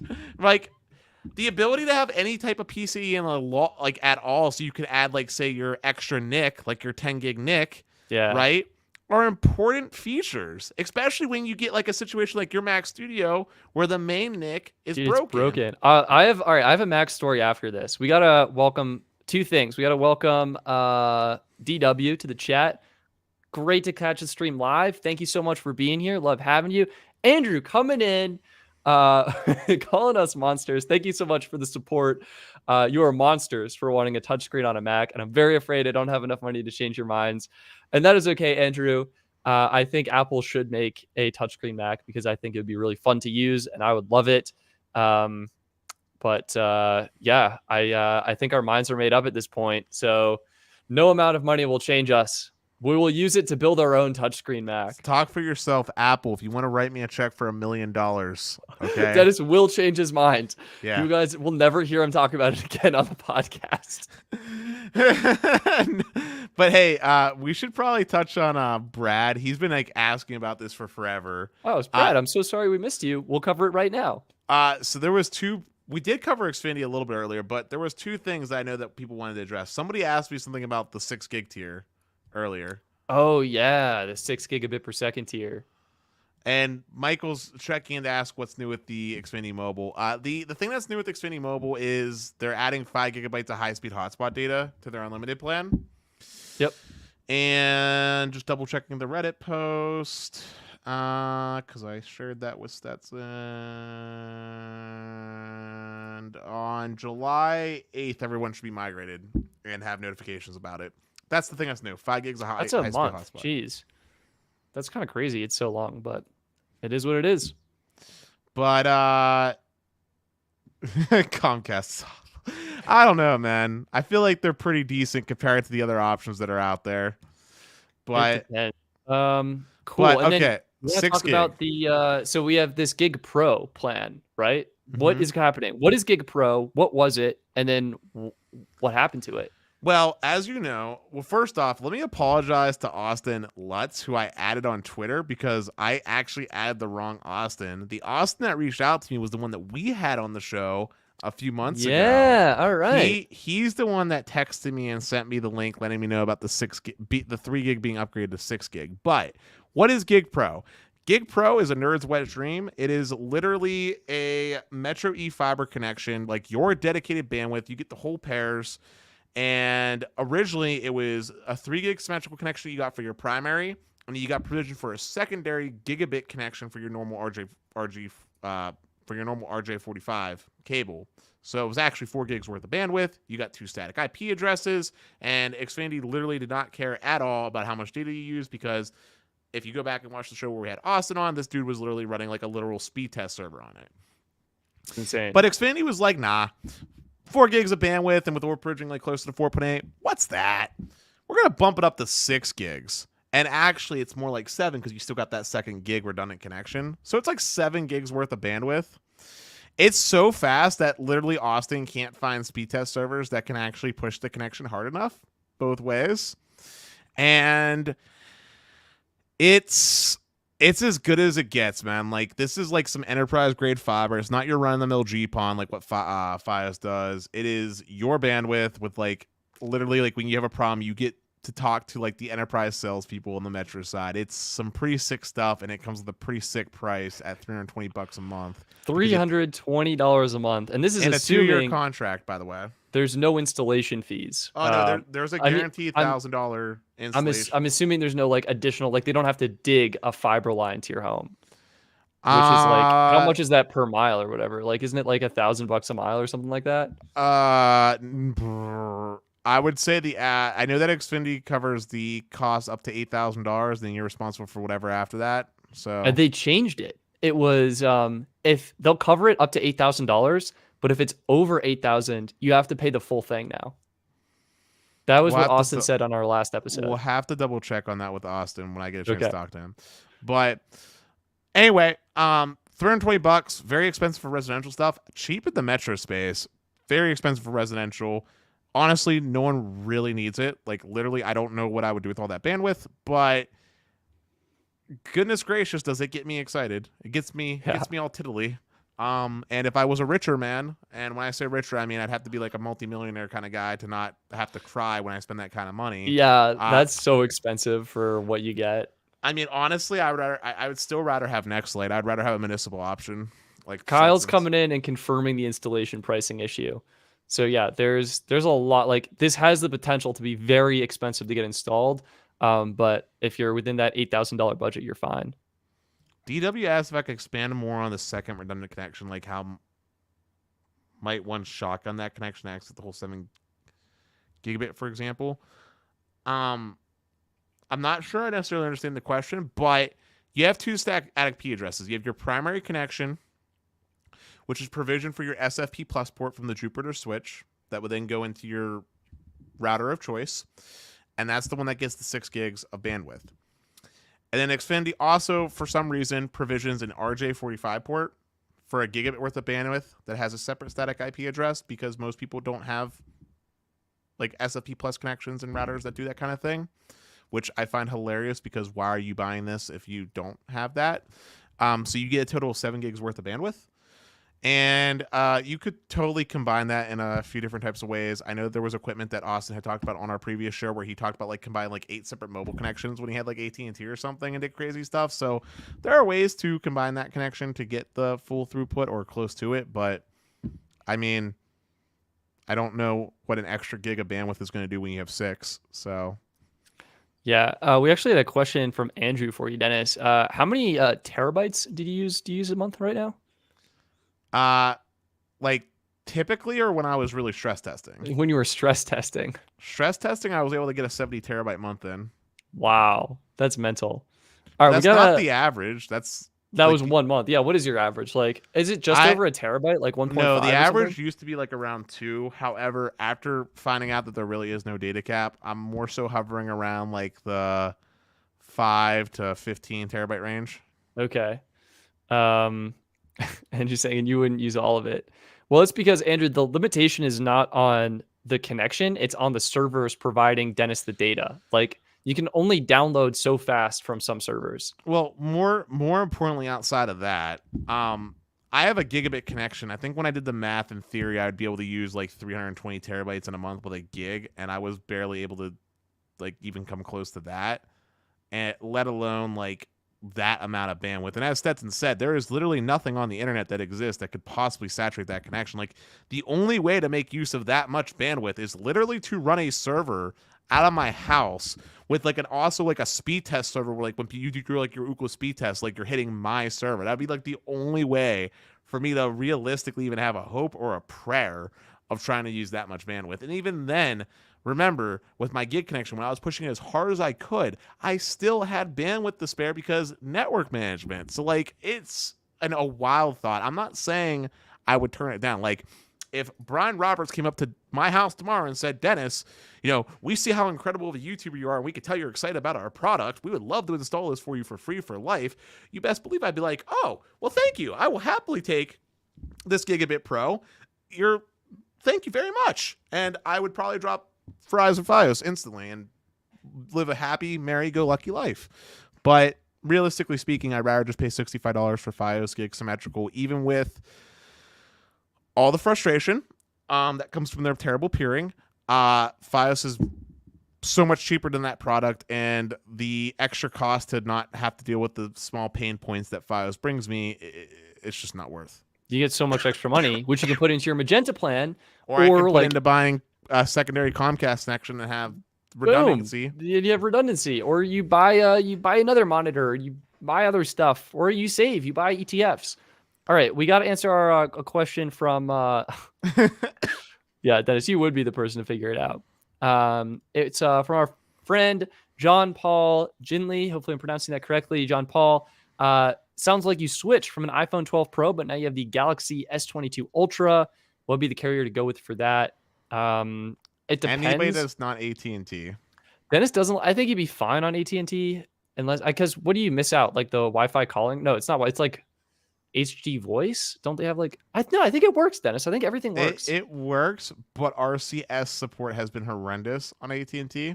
Okay, well I think that's not a contributing factor. Are you kidding me? That's like saying iMessage isn't a contributing factor. Could you imagine not using iMessage on your phone, Stetson?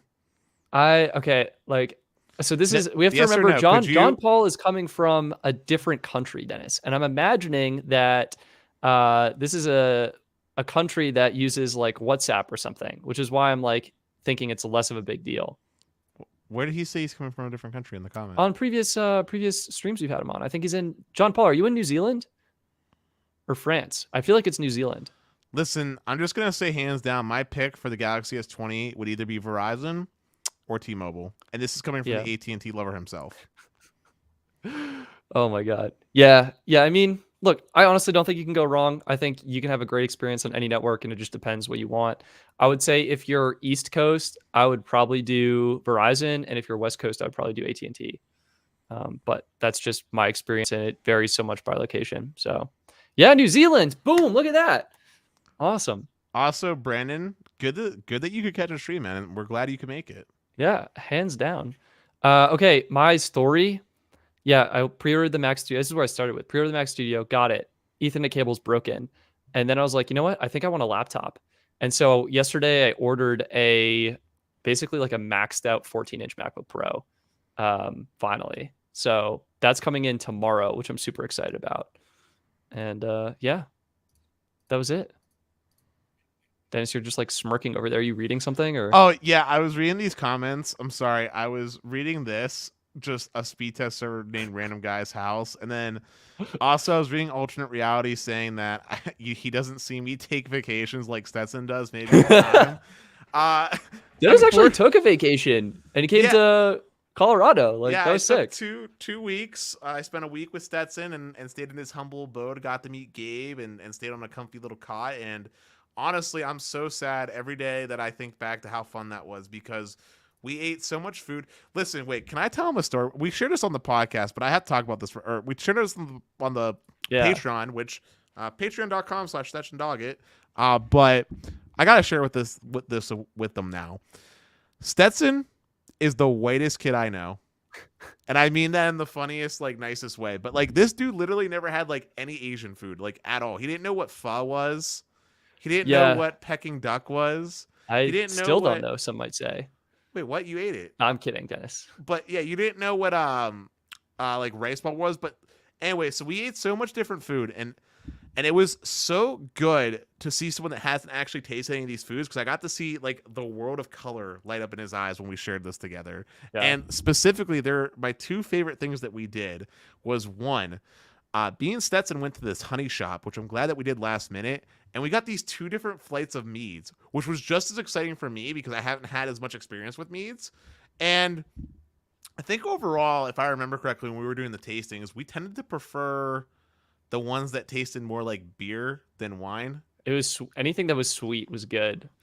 I feel like I remember liking the my right half, your left half of the flights better than the. And was I the opposite of you? Yeah, because the way we were facing each other. So I think. No, but I'm saying, like, did I like the same ones that you liked, or I think so, or maybe I think some of them we might have switched on. Yeah, I think I preferred. I know I preferred all the ones that tasted more akin to a beer flavor, where you preferred all the ones that tasted like wines or sweet. Yeah. It was cool though. And also the second place though, and honestly, it was like the most expensive meal I think I've ever paid for. We went to like we found this Japanese spot. So we went. It was so good. We went to a cheap spot, got some rice balls, which was awesome. They were very flavorful with some like nice light like soup. And then right afterwards, we went to like a fancy place, and I was so shocked because this place was actually like Japanese proper. Dude, they came in. We didn't know what to order, so they started giving us little side dishes. We were like the option was like the waitress was like, I could just bring you out dishes based on like I could curate a meal for you. And we were looking at the menu, didn't know what to get, and we are like, yeah, that sounds great. Why don't you just do that? So all of a sudden, these like dishes start coming out. And it was so. There good. was one thing I did request though, and that was the bluefin fatty tuna. Yeah, that was succulent, dude. That was the best tuna ever. And we had natto proper, which is like fermented like beans for anyone who doesn't know. Very pungent flavor, but delicious. And dude, we had so many pickled like vegetables that went really well with whatever we were drinking. We got a little tipsy from that interaction. Or I got a little tipsy from that, especially after it was having the mead and then also ordering more drinks at dinner. So yeah, having the and then we had at the end I had that or we both did, I think we had the unfiltered sake. Remember that? Yeah, I think I had like one or two of those. Not one. No, we shared it because it was expensive. It was like $60 for a glass or something. Remember, it was like top shelf sake, but that was good sake. Oh man. Yeah, it was good. And cell coverage, we tested it out. We got some stuff.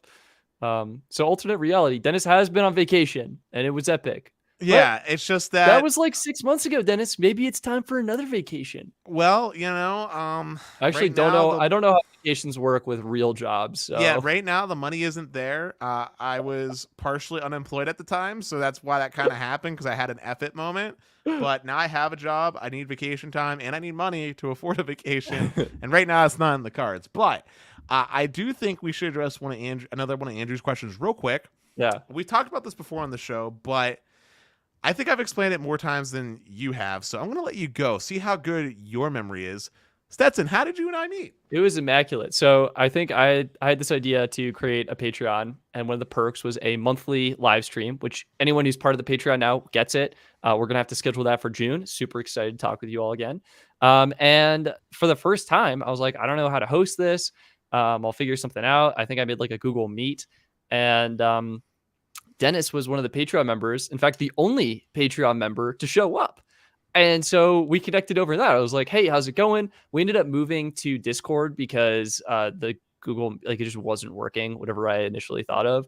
And then we chatted. Dennis showed me his, like, I think it was an HTC Vive. Like, so he had some virtual reality headset in the background. We were talking, and it came up. I was like, yeah, I'm thinking of starting a podcast. Not really sure what to do. And then Dennis like immediately perked up. Like, yo, if you ever want to start a podcast, I'm there. Would love to be on the show. And that was the genesis of the Best Phone Plans podcast. So I'm going to add in some small details. As far as how the podcast came up, the way it came up was you were talking about content that you were going to make, and you were talking about, and I was like, man, dude, I've really been enjoying those those live streams that you were doing. Yeah. And I asked you, have you thought about making a podcast out of it? Oh, you were the one that said, yes, I was thinking about it. And I told you, well, dude, if you do one, I think you should get like a guest, because it's kind of like, while it's fun to watch you'll run out of topics. Yeah. And then I just kind of proposed myself eventually after some talking, which you thought about it. We did a show together, which, guys, it's been a while now. Don't watch it. No. I actually highly do recommend you watch the original episodes. So you could just see how much different this show is, because literally my audio was so bad on the first show that this microphone that I still use to this day, Stetson went out of his way to buy, which was one of the nicest things someone that barely knew me has ever done, and I'm still grateful for to this day. Yeah. Also, thank you so much, Scott, for your generosity and your support of the Best Phone Plans podcast. We truly appreciate it, and we hope we help you out as well as everyone else who's listening. And yeah, I think, Dennis, that was a great call, because I think we formed a dynamic duo. You had the spicy takes. I was the mild salsa to cool off afterwards. And yeah, we had some great episodes. It was fun launching it, and I'm really excited to see how it's grown and flourished on its own channel and garnered a great audience. Like, you all are awesome. Yeah, a lot's changed. For anyone that doesn't know, we actually started on Stetson's main channel. If you're new here, we actually started off on Stetson's main channel and eventually came over here because we thought it would be better. Because, you know, it got to the point where we were just posting so much podcast content when it's Stetson's channel. So we thought like this divergence would be good for the people that want this content. It's here. And then for the people that want like the more searchy, clicky type of stuff tied in more with the Best Phone Plans website, like that made more sense. But honestly, I think Stetson would agree at this point. The best thing about this show is that it really is just a lot of fun. Like we legitimately enjoy talking to all you out there. We get a lot of energy from it. And I can personally tell you that when the chat goes hard, we don't stop. Like we've done like what, a 4-hour stream. That's a record, which is incredibly impressive considering that Stetson gets hungry like every 30 minutes. That's a legitimate problem. My metabolism just like rips through food and is like, hey, I'm hungry now. But I would say we also became really good friends, and it's thanks to this show too that we got to talk to a lot of people that I never thought of. Like the fact that I met Sneed thanks to you, and then we talked to Roger, we talked to Peter. What's up? Colbert's like, why does this sound like a goodbye? Colbert, we're reminiscing, okay? I had like 3 weeks off, and it's good to be back, and we're just reminiscing of the good times. We're not going anywhere. The podcast is going full force forward, and it'll be even better because I'll actually get a proper setup, and I won't be glitching. Yeah, Dennis, so I ordered this new laptop, and I found out, finally, big brain moment, they make USB-C to 2.5 gig Ethernet adapters. So I got one of those. Boom. I know. And it was only $60 instead of the $400 I was looking at for the Otherworld Computing Thunderbolt 4 dock that had a 10 gig connector. So wait, question though. Yeah. This Mac Studio, like when we get done, are you returning this like immediately? Oh yeah. So I think I have like 2 weeks. So the laptop comes tomorrow. I'm going to let my roommate borrow the Mac Studio to see how it works for his workflow, because like it's hard to tell how fast the new chips are. And then I'm going to return it. Yeah. Hey, Stetson, I got a quick question for you, by the way, man. Yeah. Out of all the guests that we've had on the show so far, yeah, which episode do you think hands down sticks out as like the moment of like, this is really like the magic is really happening for the show? Like, when was that moment where you were like, you know what, this is something magical? Like, I think it was when we had Katuk on from US Mobile. I think he was our first guest, and then it just snowballed so quickly. We had Ahmed on, we had Peter Adderton on, we had Roger Etner on, we had Sasha Segan from PC Mag on. Like, we had so many epic guests back to back to back. That was awesome. And then we had Mike Dano from Light Reading on. Like, such an incredible industry. And yeah, I think that's for me when it felt like the podcast was going big. And I think sometimes it's fun to also just like chat with the audience and do Q&As. I mean, when we started, we were doing like podcast episode and then after show. And now, I guess, at least for today, we just bundled it all into one. Yeah, I know you've been really busy, so we kind of like winded down the after show. Although there's been thoughts about having Dennis Tuesdays and stuff, but it's like one of those things where it's just like, I don't know if anybody's noticed, but I've been appearing a lot on Steve's channel, so it's like Monday I do his thing. Yeah, Dennis, you like launched into the YouTube space. It was so funny because I feel like when you first started, like didn't want a camera on. Yeah, I know you're more of a private guy, and I fully respect that. But I think we kind of like crept into it, eased into it. We got a green screen so no one can see the background. And green screen was my suggestion, by the way. But, it was your solution, and it's epic. Like it increased our production value by so much. But also, you know, I think Ahmed Katak was actually the moment when I first appeared on camera too. Yeah, that might have been it. Yeah, that was a big episode from us.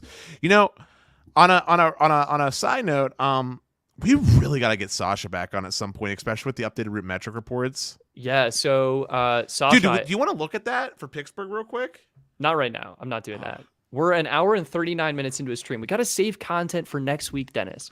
So I met Sasha in Denver, and I was like, Sasha, what are you doing in Denver? He is working on the most epic, fastest mobile networks test for 2022. And he said it should be coming out within the next couple of weeks, maybe a couple of months. And when that drops, Dennis, we will 100% have Sasha back on, because bombs will be dropped. We will finally learn if Verizon caught up to T-Mobile, how the network scores are looking in terms of speed, performance, reliability. It's going to be so cool. Hey, DW has an interesting question. Oh, yeah. So how did I get these high profile guests on?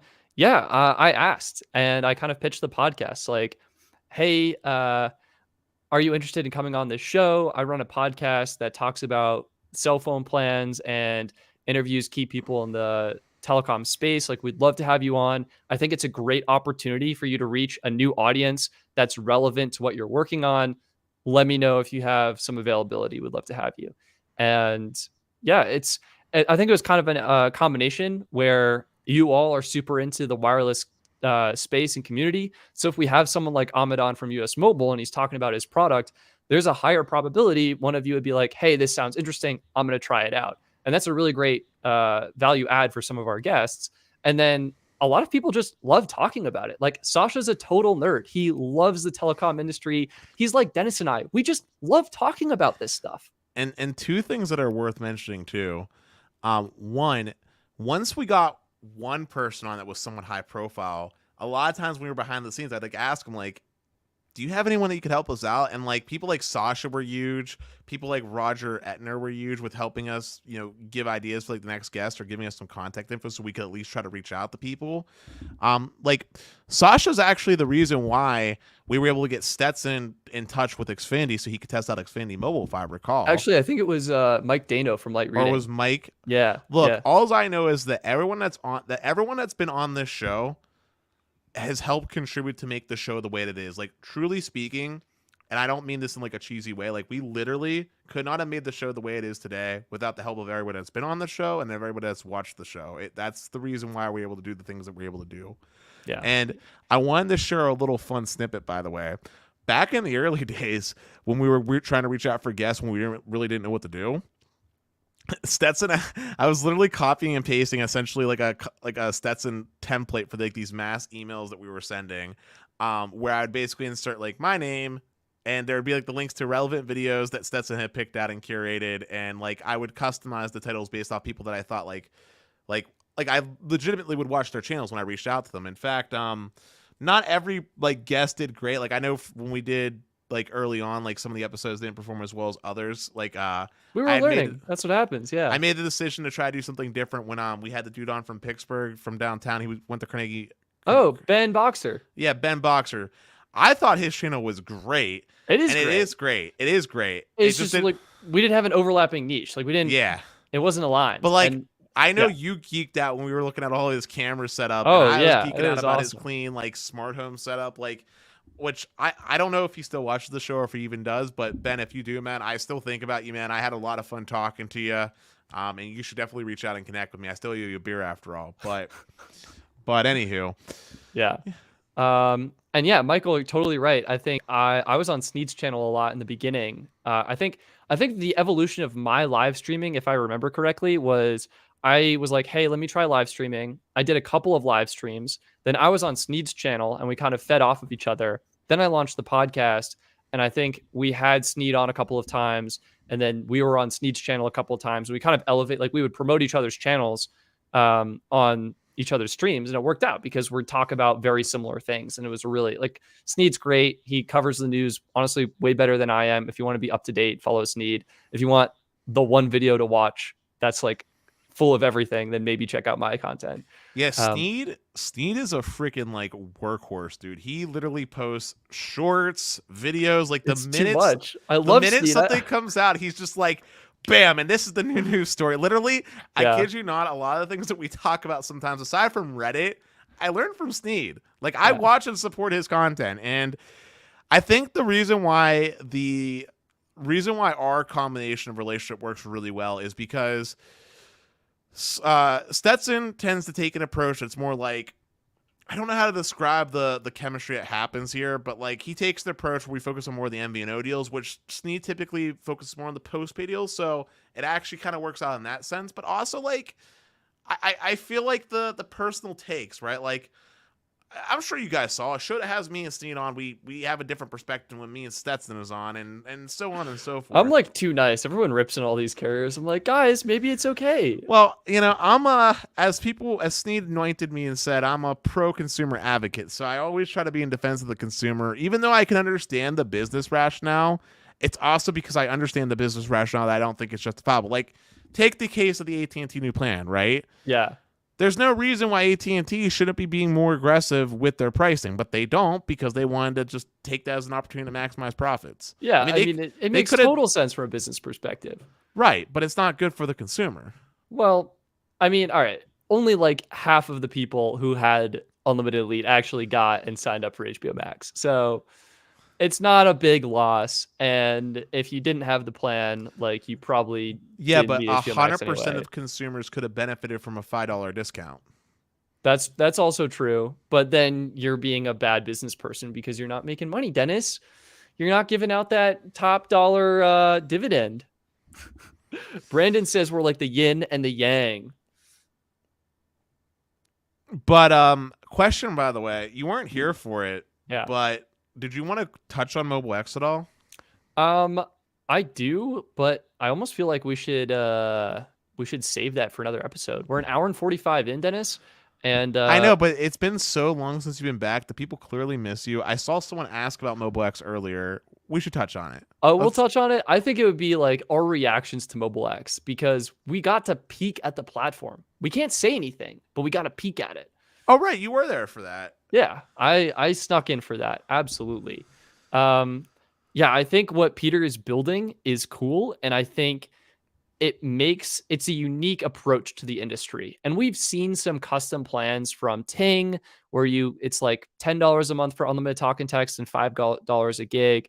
And from Google Fi, I think the platform and the experience that Peter says he's building will unify things in a way that hasn't been done before. And I think will give you even more flexibility, thinking like maybe for tablets or options for adding lines and things like that. So my thoughts are that he's not all fluff like was perceived by the show. He's just very secretive. And there is some real meat on the bones that I wish if I could pull all of you guys back there to see it, you would have had like that moment of like, okay, there is actually something here. There is something a little bit different, a little bit of special, 13 special spices to make it a little bit unique. It's I think the problem with Peter is the product isn't ready and he doesn't want to share too much. And that comes across as a little bit of fluff and not able to touch on the things we want to know. Number one thing being pricing. What do the plans look like? He doesn't want us to, how we make a joke. So Ahmed, we love you, but how we make a joke about US mobile time clock, like being like 3 weeks later. He doesn't want to do that. He doesn't want to operate on US mobile time, which is announce something is coming and then it actually ships like 6 months to a year later. Peter wants to be like, we have the product ready, go and use it and break it. So the only thing I will say is that depending on how the industry turns, I do think that being an MVNO period is always not necessarily a position of power. You're always the underdog when you're the MVNO, in my opinion. You're giving me a look like that might not be true. I mean, I think MVNOs, especially now with let's say inflation, prices rising, MVNOs can be such a great option. When it comes to implementing features like eSIM, 5G, things like that, that's where you're right. That's where you're the underdog. But at the same time, like if you compare US Mobile's eSIM implementation versus Verizon's eSIM implementation, I don't even know how to transfer my existing Verizon line to eSIM. I don't know how to activate on Verizon for eSIM. Like, Yeah, right? Verizon eSIM transfer is pretty rough. I think you actually have to call them to transfer from iPhone to iPhone, if I remember correctly. Yeah, it's wild. Whereas But US Mobile just like build it into their activation flow, and it's awesome. T-Mobile, controversial take. I think T-Mobile has done the best job of implementing eSIM, in my opinion. I would say eSIM and feature support, because when 5G rolled out, T-Mobile just blanket gave it to all MVNOs immediately. It was sick. Yeah, T-Mobile did the best job with eSIM support. Also, despite AT&T being silly with the freaking QR codes that they have to send to you, which makes no sense. Outside of that, though, AT&T's been great, because here's why. Transferring my AT&T number from my iPhone 12 to my iPhone 13 was as simple as me just going through and hitting like the activate when I was doing like the setup of the phone. Yeah. Verizon's the only one where you actually have to call them, which makes no sense. But also, we got another super chat from Lucky. Yeah, okay. I want to do Andrew's thing first because it dovetails so perfectly into what you were saying. iOS 16, you can transfer eSIMs via Bluetooth. And we also didn't even talk about the redesigned field test mode on the iPhone. Like, it's getting better. It's so much better. Yeah, so I should do a video on that. In fact, I have a spare iPhone. I can do that. Hey, are you going to get the iPhone? I have a question for you, by the way, and a question for the audience. But for you, Stetson, are you going to get the iPhone 14? Yeah. Is that a question? Like, yes, I'm going to get the iPhone 14. Are you going to get like multiple of them? I don't know about maybe. Maybe. It might happen. Because based off my understanding of the rumors, the iPhone 14 regulars are going to have the same processors as the 13 Pros. Interesting. And only the new 14 Pros are going to be the ones that have the updated processors. But even then, like, I guess what I'm going for here, like, and to the audience as well, if I didn't get a 14, would you guys be like upset from like a speed testing standpoint? Like, would you look at my speed test and be like, this is invalid? This is garbage. He's not using the latest modem. I mean, it's already garbage because you're not using the latest modem, because the Galaxy S23 Ultra has the... I have 2 of those. Yeah, well, I'm saying for the iPhone perspective, it's already outdated. So like, and it's like what everyone uses anyway.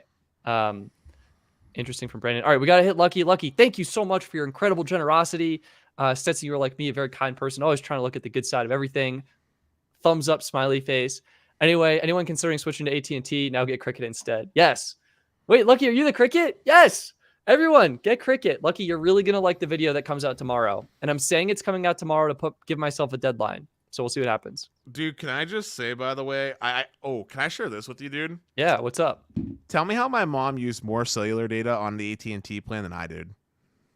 Because you have T-Mobile as your main data line. Yeah, but I mean, like, she used more cellular data than I did. Like, if you don't include speed tests, period. Oh, she probably accidentally had Wi-Fi turned off. No, that's the crazy part. She does have Wi-Fi at home. She's just been using a ton of data when she's like at work. She's watching something. Is she binging a new show? I don't know, man. I mean, I know she plays a lot of RuneScape Mobile. But that doesn't that not use data because you're gaming? So it's just like that. You said earlier it was like no data. It doesn't, but if she's downloading the updates every time there's those like 1 gig updates, I could see that like doing a thing, and she might be watching YouTube videos. Who knows? Andrew, heating my pitchforks now. I will be rioting if Dennis doesn't spend $1,200 on a new iPhone. Good, I like that. But I mean, he does have 3 lines on T-Mobile. Dennis, you have enough lines to like cycle a new iPhone every year for free. Dude, after the nightmare of dealing with trying to get my trade-in promo strained out with that Galaxy S22, I will never read my lips. Yeah. I will never finance another phone through T-Mobile for as long as I live.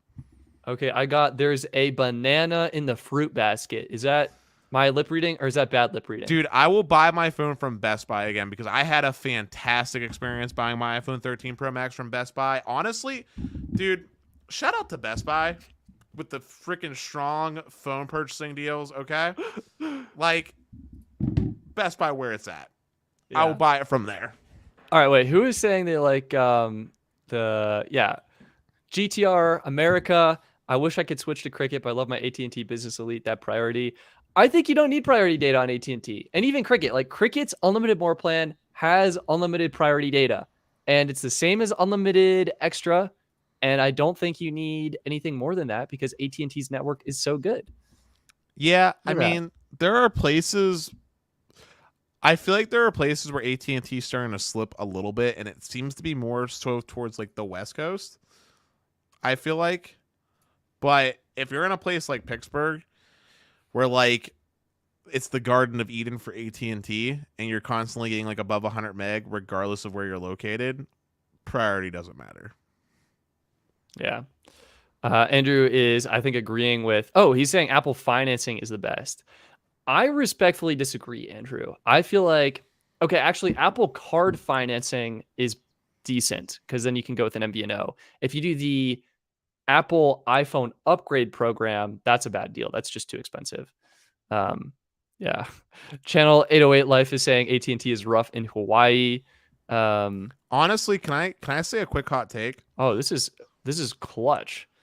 iPhone 14 through Costco for T-Mobile, cheaper than MSRP and outright purchase, and there's no assistance fee charge. I do have Costco's membership now, and I have the Costco credit card.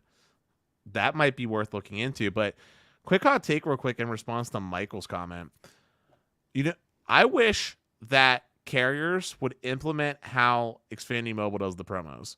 They apply the bill credit at time of purchase and then remove the credits if you don't meet promotion eligibility, instead of making you wait like 3 bill cycles like AT&T does or like T-Mobile does. And also, I appreciate that they don't require a trade-in deal for you to get like, say, the $400 off. Like, you can still do a trade-in to get like extra off, but if they're doing like $400 off or whatever, it's just like port a number and add a line or upgrade phone on this line and whatever, right? Like, they don't make you trade in. Yeah, it's so good. Xfinity does promos right. And 24 months instead of 36 months financing. Yes. Oh my God. We have gone to the dark side. Franco, thank you so much for your generosity and your support. Really appreciate it. Welcome back at Stetsdog. You're dearly missed. Props to Dennis the Menace. We're holding down the fort, though. Awesome content as always. Yeah, guys, huge shout out to Dennis. Round of applause. Dennis, you held down the fort. You interviewed Peter Adderton from Mobile X. He had Sneed on. It was awesome content. And can I just say, by the way, I really appreciate it. Yeah. Thank you for the kind words. But can I just say, everyone, by the way, like, my name has 2 N's, Dennis. I constantly see it misspelled. Totally cool, but Dennis. He is the Dennis the Menace. It's in my title, like right there. Yeah. Snark Mark, I heard Best Buy is offering discounts on unlocked phones. Can you verify this? Yes, but also no. So when you buy a phone from Best Buy, it does come unlocked, but when you activate the SIM, which you're forced to do, it becomes locked to that network. So they're selling what are called universal model iPhones. It's exactly as Dennis said. The iPhone out of the box is unlocked, but it adheres to the policy of the first SIM card it connects to.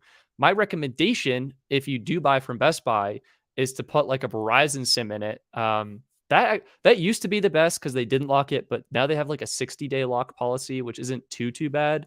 I mean, I'll just say, granted, don't take this for gospel, but this is the one time where T-Mobile actually came in clutch. I called T-Mobile like legit next day, and they unlocked my phone for me. You paid full price, right? Or yes, I paid full price. Yeah. If you do that, so that's pretty cool. I think Austin, our friend, has had good luck with that too. So yeah, so they like whitelisted it, they unlocked it, which good guy T-Mobile on that front. Like, I will give props where props is due. They have been decent about unlocking phones. That's one area where I can say, even though I think it's silly that every year, like, so fun fact, if you buy a Samsung phone directly from Samsung, yeah, even if you meet all the unlock criteria and all that fun stuff, T-Mobile, for whatever reason, does not have the IMEI in their system. You know, it's like locked to them, so you can't use like the device unlock app that's on Android that's supposed to go away when the phone's unlocked. Maybe. Well, anyway, TLDR, it's a thing on Android phones, and it never works on T-Mobile, so you always have to call them, get a ticket put in for it to be whitelisted. It's really stupid. I've never heard of this or had this. But, if you look at the T-Mobile support forums, it happens every single year with every single Samsung phone bought from Samsung directly that's locked to T-Mobile. Weird. So is it you're on Samsung's website and you select T-Mobile? Yeah, so you buy a Samsung phone, you buy the T-Mobile variant. Yeah, so it's a T-Mobile variant. I buy full unlocked, and I've never had issues. But, well, there's a reason why you don't do full unlocked. Back in the day, at least, before we had like the software switching thing when SIM cards were put in, it used to matter because of the firmware, right? Yeah. But look, there is an app that comes pre-installed on these phones called T-Mobile Unlock. Like, it's like T-Mobile Unlock. And literally, once the phone is unlocked, the app actually goes away. But while the phone is locked, the app is there. Anyway, if you buy a phone from Samsung directly and not from a T-Mobile store, the IMEI is never in T-Mobile's system, and so the app to unlock it doesn't work. And so you have to talk to like a tier 2 person to get a ticket put in to get your IMEI whitelisted so that the phone can be unlocked. It's really stupid. Yeah, that is crazy. And this is one thing Elizio is bringing up that I fully agree with. I love buying from Apple. I have the Apple card, so I get that 3% cash back. More importantly, though, a phone from Apple is unlocked. Nothing a carrier can do can lock it to any capacity. It's none of the Best Buy. Small correction. You have to buy the SIM-free model. Yeah, well, yeah, that's what he's talking about. You buy the iPhone from Apple. It's the SIM-free model. They charge an extra $30 for the regular. 50. 30. It was 30. Yeah. An extra. 50. It's $30. It's an extra $30 for the base model iPhones, like the iPhone 13 and 13 mini. But when you get the Pro model iPhones, there is no surcharge difference. There's no price difference. But yeah, it's unlocked, which is the best. Hey, can I ask you a question? Yeah, man. All right, last question. I got to go. It's been 2 hours. It was 2 glorious hours, but I do have to go and make other videos and do stuff.